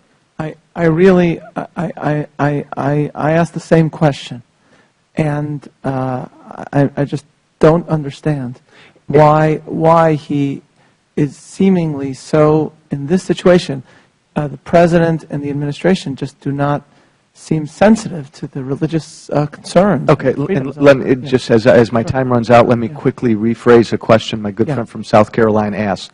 At the end of the day, if it comes down to listening to your God and or listening to your government, where are you going to fall? Bishop? Thomas Jefferson, I've got his Bible from the Smithsonian, the famous Bible he cut all the pieces. And I would have something to say against some of the bits he took out, but he did leave in Matthew 22, they say unto him, Caesar's. Then saith he unto them, Render therefore unto Caesar the things which are Caesar's, and unto God the things that are God's. Is it safe to assume that that's where all of you would fall? Yes, and I would add, Congressman, since you mentioned the Virginia Statute of Religious Freedom, of which Jefferson was rightly so proud, and to which Jews and all Americans have a great debt to him for that.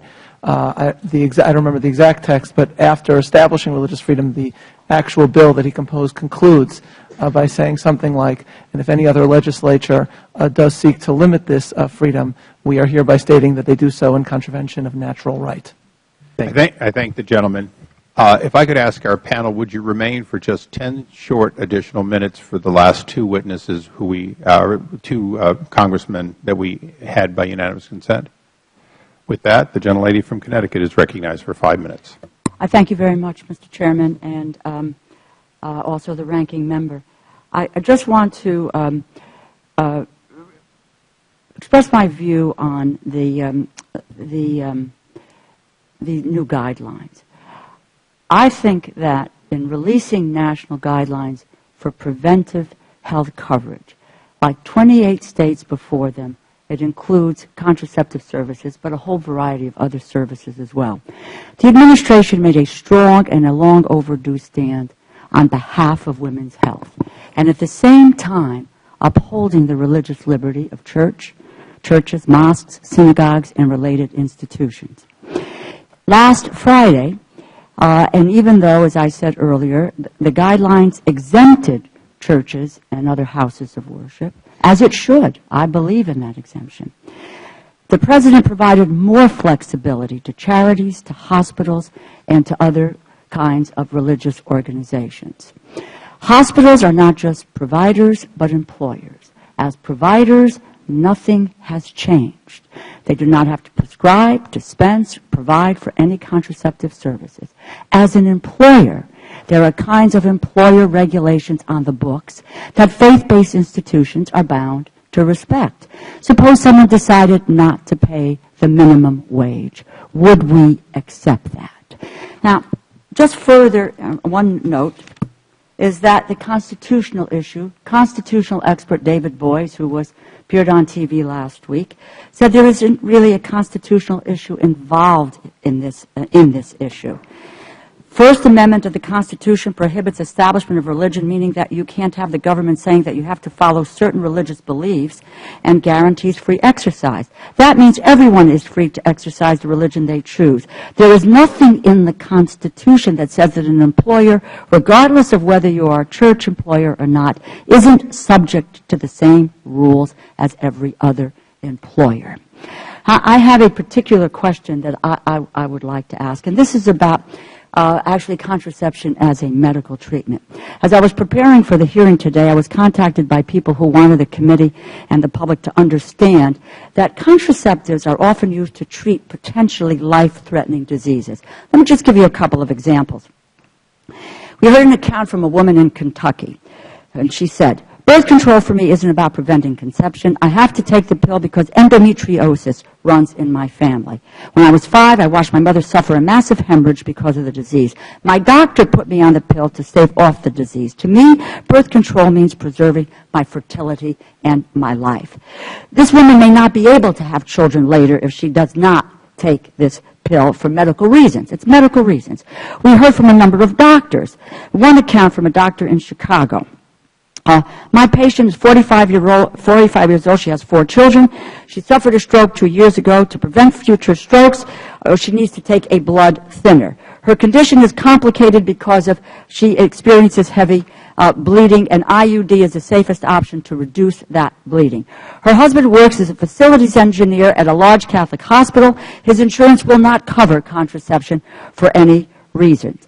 An employer's refusal to cover this necessary medication creates a hardship for her. It's about $1,000 in the cost for that medical device. I'm going to give you a personal example. I am a survivor of ovarian cancer. This March, 25 years. There are so many studies. I'm not a doctor. I'm not a scientist. But there are medical studies today that show, and we can give you all the citations, that women who do take the pill have a much lower risk of developing ovarian cancer. After 1 year of use, 10 to 12% lower. After 5 years of use, 50% lower. Over 15,000 American women died because of ovarian cancer just last year. I am alive because of the grace of God and because of biomedical research. And I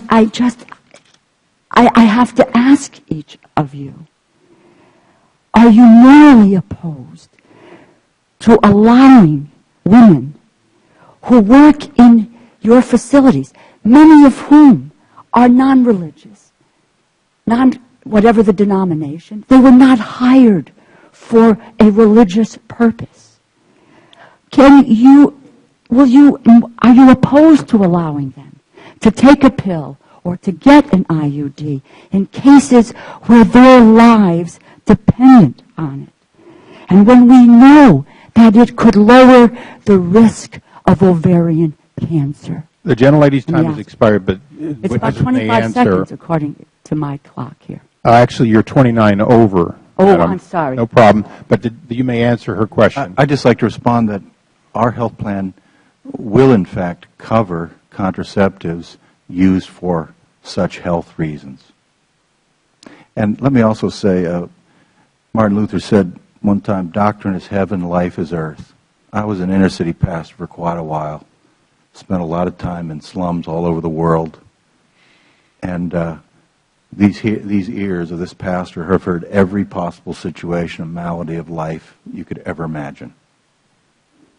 We have principles that guide us as Lutherans. We know that those principles meet real life, and the real lives of people are hurting. And we accommodate wherever we can. We are not rigid kooks.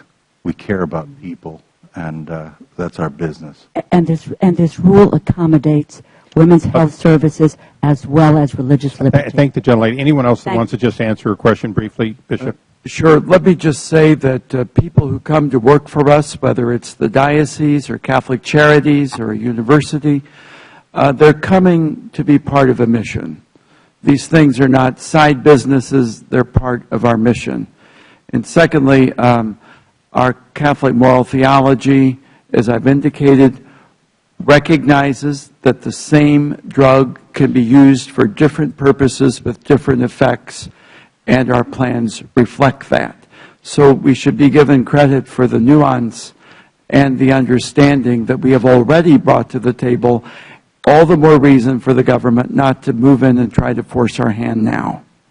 So it's basically true to the lady's question. All of you, to the extent that you're involved in health care, would provide health care for the reasons that did not go directly against your faith, such as the bishop said. Yeah. As this rule does, is not goes against anyone's faith. Thank the gentleman. Provides an accommodation. We now go to the gentleman from South Carolina for 5 minutes. And I thank the chairman and the ranking member and the other members of the committee for the opportunity. I'm not a member of this committee, and I do value this chance to ask very briefly, follow up on the question that I was speaking on a few minutes ago. which deals not with the impact of this bill, not necessarily just the exemption, but the bill on men and women of religious conviction who own and operate businesses and have employees.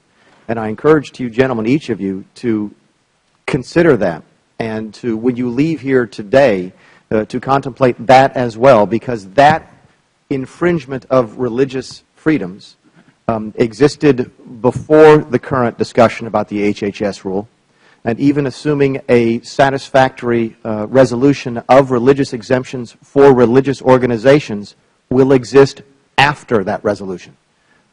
Men and women of religious conviction were put in this position at the very initial passing of this law, and even if religious organizations are ultimately exempted in a way that you gentlemen would find acceptable, I would put it to you that members of your congregations will still be similarly situated and still be put in the same condition.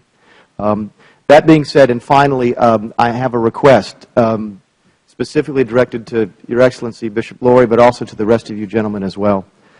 There were various organizations that I thought were very accurately described today by colleagues on the other side as having supported bits and pieces or all in part of this legislation when it was originally debated several years ago. And I would encourage each of you to consider the possibility that using a secular federal government to help advance religious principles, regardless of how admirable they might be. I'm familiar with the Catholic social justice teaching and doctrine, but to use the federal government to accomplish those things may, in both the short run, as we are learning today, and in the long run, be unwise. And to paraphrase many politicians, many great thinkers from the beginning of this country up to recent times, I would suggest to you gentlemen all that the federal government that is big enough to give to you all of the social justice that you pursue is also big enough to take from you all of the religious freedoms that you have. And with that, I yield back, and I thank the Chairman for his time. Would the gentleman yield? Happily. As we come to a close, I don't want to extend the time any further. I just want to sort of give you one opportunity, because there was an allegation that we were conducting a sham from this side of the dais. I'll deal with that one in my own way. But your comments on the opportunity you've had today and whether or not the committee has been fair to your opportunity to have your views, and whether you would do it again if asked to come for a similar hearing. Basically, do you think this was a sham relative to your side of the dais? Bishop? Mr. Chairman, I thank you for the opportunity to testify. I just say that I bring to the table a commitment to religious freedom and to the Church's social teaching that goes well beyond the next election cycle. If there's one thing the Catholic Church can do, it can sort of think for the long haul. We're a long haul church, and what we recognize is that if the principle of religious freedom is breached now, it's not going to be around for the long haul. That's why I'm here. That's why I got up at 3:15 this morning.